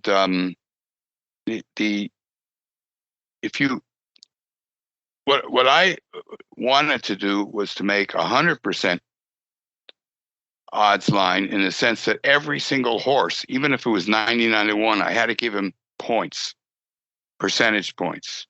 Okay, so let's say if you have a one contender horse, a field, if you have a field where you only see one contender, then that contender should be 1-2 on your odds line. And you need to get more than what your line says. So you should be able to get even money on that horse. So 1-2 is 67% when you have a single contender. Okay. If you have two contenders, say one of them, you give a 40% chance. If you think of percentages, it helps to 40% is 3-2 odds. And if your second horse is 35% chance, 9-5, that would total 75%. We're getting close to the 80 here. 3-2 horse should be 2-1 to bet on him. In other words, you're demanding 50% overlay. 9-5 horse, you should get 5-2 to bet on him. So you want the line that you have in your line is 100% line, but you want to get more than what the fair value is. So if you have three contenders, okay, 2-1, a 3-1, and a 4-1. 2-1 is 33%. 3-1 is 25%. 4-1 is 20%. And that comes out to 78%. That's about 80%. 2-1, you need 3-1 to bet them. 3-1, you need 9-2 to bet them. The 4-1 in your line, you need 6-1 to bet them. So here, let's say that the 2-1 in your line is going off at 7-5, no bet. The 3-1 on your line is going off at 9-2, you bet them. The 4-1 in your line is going off at 8-1, you bet them. So you're betting two horses. You can do that. Okay. Four contenders, 5-2, 28%. 7-2, 22%. 5-1, 16% is your third choice. And 6-1, 14% is your fourth choice. Now, with those four, that would be like the Thunder Gulch race where Thunder Gulch was my fourth choice. So if I had him at 6-1 and he paid a huge price, of course I can bet him even though he's a fourth choice. This will force you to not be a selection-oriented bettor, but a decision-oriented bettor. You're betting, you're making a decision based on the odds. Now, just so I don't want to scare somebody away from this, because the percentage, the odds translated percentage, you can just look that up and have it in front of you all the time, and so you don't have to. And then sooner or later, it's going to become automatic that you'll know that 3-1 is 25%, et cetera, et cetera. So that's where I think that you have such a solid structure when you're making the line that now when it comes time to making the decision, you have this in front of you, and it's easier to make a decision. You're not saying, "Oh, which one do I like more?" It's not an impressionist decision. It's based on some objectivity. Now, I qualify this by saying that there is no pure objectivity. There's an artistic nature in making these odds line that depends on your using your handicapping skills. But you're translating your impressionistic view into a number. And by including, by having it add up to 80%, let's say it's 10 horses in the race, and you give 6 horses a chance or 5 horses a chance. The other ones you're throwing out, they're part of the 20% you're not counting. The other odds should add up to 80%. You'll be surprised to get those odds to add up to 80%. Most of your horses are going to be higher in odds than what you thought they would be in your odds line, because otherwise it would add up to more than 80%. And notice that the morning line usually adds up to 120 or 125%, because they're incorporating the track take in the morning line. So you can't use the morning line. That's not a fair number. So, I think we need to make available, if you have a website or something, make available just to the listeners The 1 to 2 is 67%, 3 to 2 is 40%, 95 is 35%. Just have a look. It fits on one sheet of paper. Yeah, it probably doesn't make it any easier for them. I just tell them, take 100, take the percentage, subtract, divide it into 100, and then subtract 1. But you're right, that's still math, so it's probably easier to give them a table. But the exercise of doing, I think you hit on a couple things. It gives you kind of a foundation for making your decisions. It forces you into kind of a process that you have to use for every race, which can be repeatable. So it probably, something that you can, and if you keep records, it can use that feedback. You can see how good your process is and tweak it as needed. So a lot of advantages. And the other thing about leaving that 20% for the non-contenders, I think that's important. People tend to underestimate the chances of the non-contenders. They're still in the race and they will still win sometimes. And so you don't want to completely, do 100% odds line for your 3 contenders and say nobody else has a chance, because then you're probably going to be estimating their chances of winning. So kind of carving out that 20% for the non-contenders, I think gives you a more conservative, probably more realistic, fair odds line. Yeah, you know what, Chris? I think that you could even make a nice game of this by taking any race on the card, looking at the past performances, and playing the game called Which Horse Has a Chance. And you can probably make some argument for every horse in the race most of the time. It may be a very obscure argument, but you can find some reason. Oh, well, this horse showed early speed for the first time last time, so maybe he's suddenly a new horse. You can find arguments for horses, and so the 20%, I think, is really important. Yeah, in fact, people do that all the time. They do it after the race is over. They red board. Oh, they look at the long shot one. How did he win? And they go back and they find some reason why it could have won. Yep. And right. I actually say a good handicap method. This is kind of along the kinky handicapping approach. Is, I call it reverse red boarding or green boarding. But before the race goes off, look at the long shots and say, okay, let's pretend like this horse just won this race. If I went back and look, what could I find that would tell me this horse has a chance? And sometimes you can convince yourself this horse has a chance and it's playable before the race, rather than waiting until after the race and trying to figure it out. So to me, and it just gets you thinking creatively and gets you out of that, the standard way of looking at races, thinking about, okay, what case could I make for this race, for this horse, even if at first glance he looks like he has no chance. So those are words of wisdom. Well, I mean, to me, when I read what you've written, you're kind of advocating that same sort of contrarian. You're trying to find the horse that everybody else just passes over at first glance when they look at the PPs, right? That's where you can really find that live long shot. Well, I can even go back to the Breeders' Cup.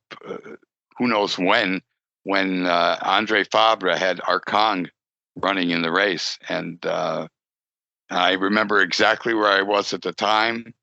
I had a bet on another horse, and I said, "Holy cow! This is Andre Fabre. He's going off at 99-1 or whatever the odds were.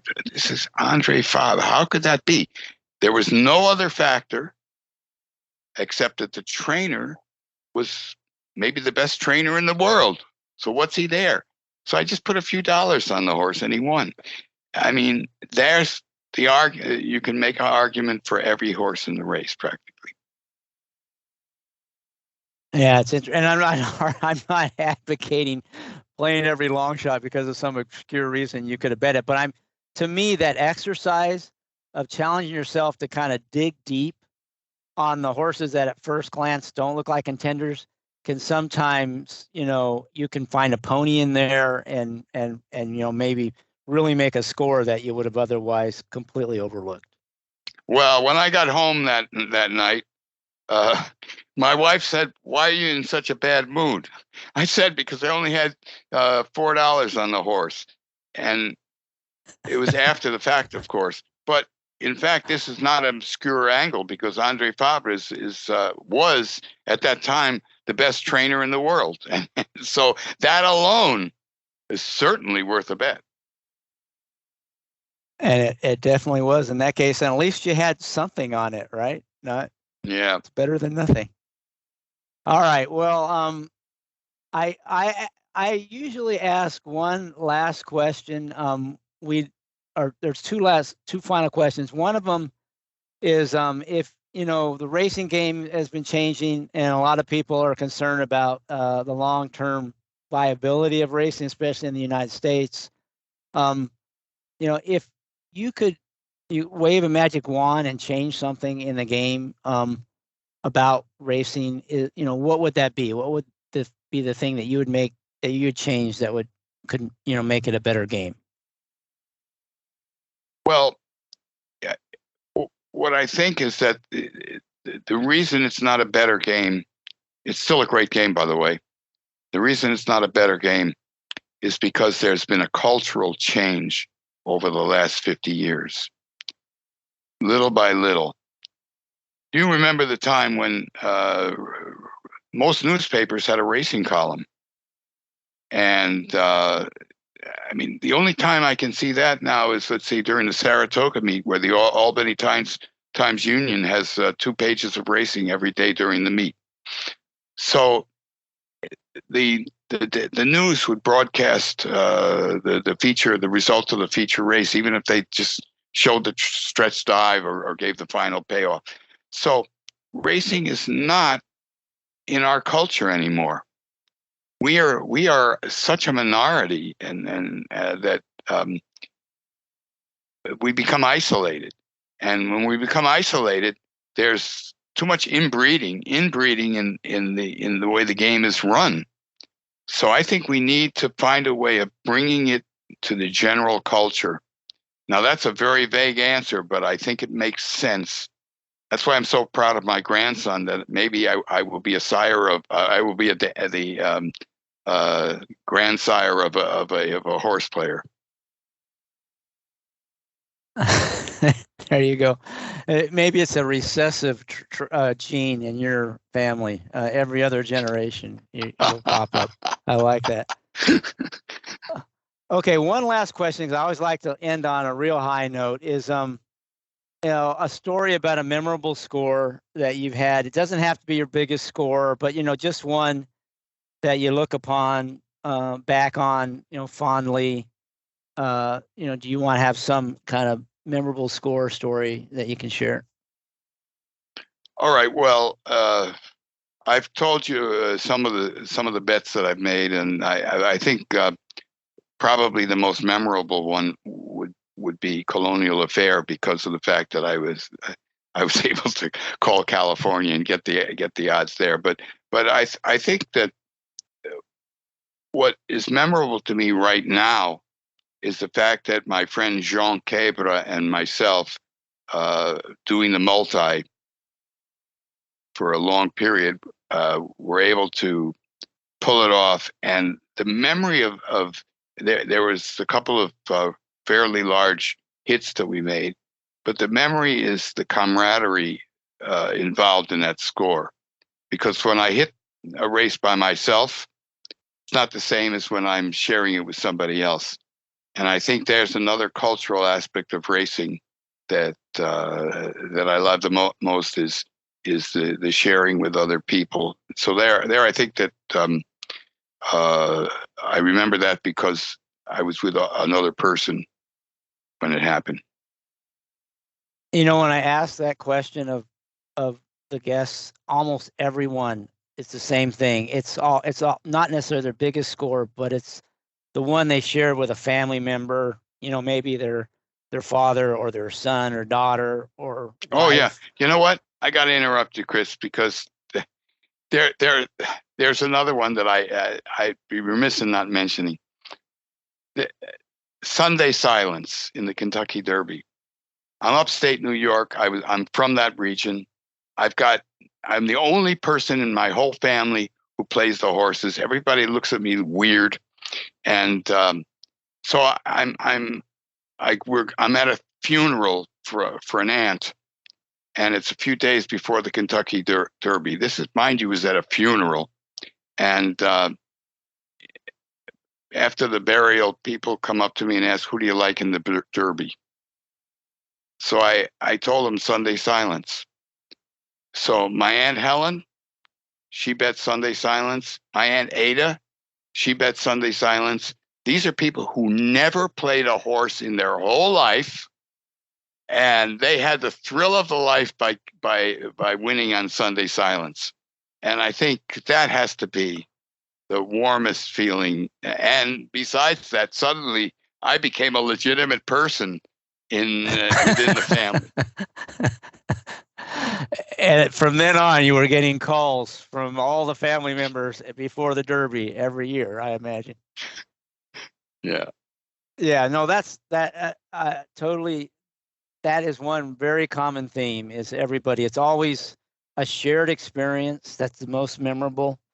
And it makes a lot of sense. And, you talked about camaraderie at the track. I mean, I think that's something that, again, because of, the kind of simulcast nature of things, there's fewer people at the track and maybe a little, less of that being experienced. And that's really how you kind of gain that love of the game. And it's a way to, like you said, pass it on to the next generation.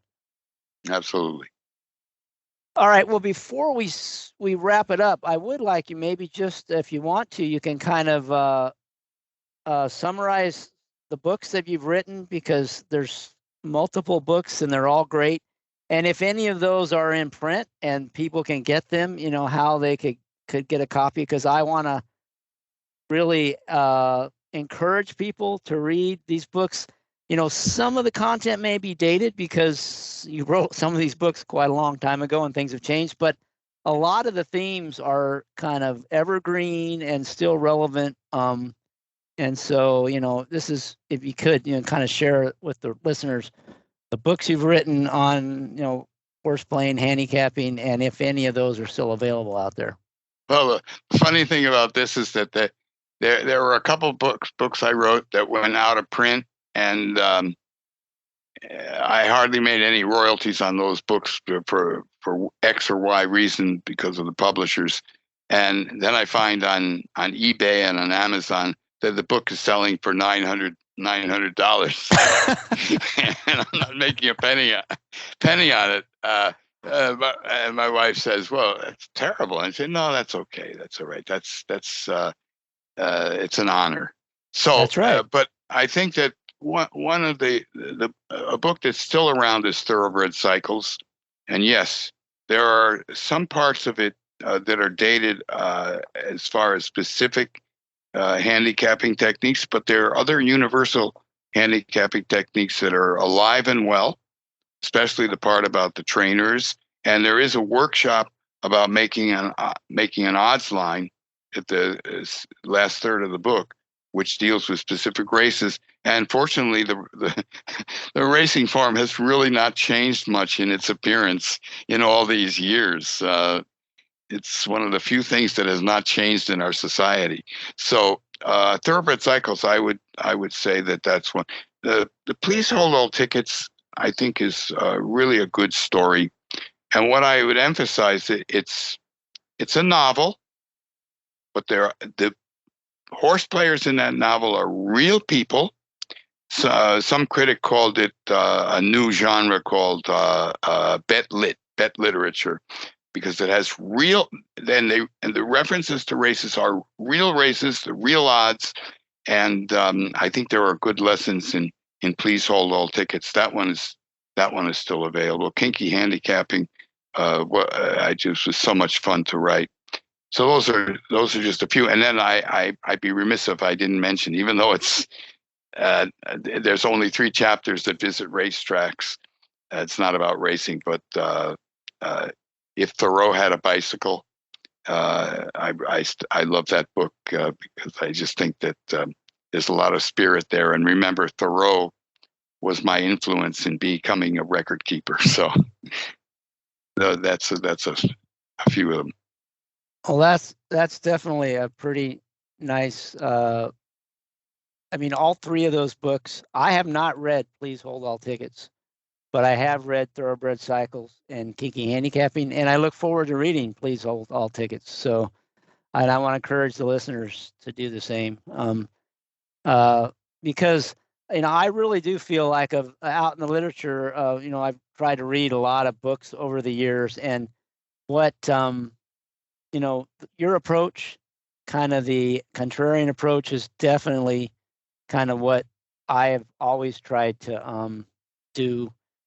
Try to find that edge and constantly be looking for, what's the next edge out there, because you can't rest on your laurels too long in this game, because like we talked about earlier, very competitive, almost Darwinian world out there in pari-mutuel wagering. So if you're not adapting and changing, you're probably not surviving. Absolutely. Anything else before we wrap it up you want to add that we didn't touch on?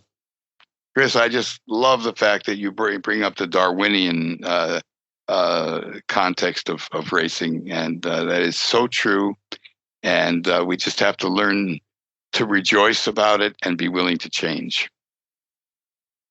Touche, absolutely. Well, I want to thank you again. This has been great. Time's flown by. One of the best 2 hours I'll spend this year, I'm sure, and we're early in 2024. So thank you for taking the time to share your thoughts with the listeners. And I also want to thank all the listeners out there for supporting the show. And may you all boldly go where no horse player has gone before. Thank you, Chris. Great honor.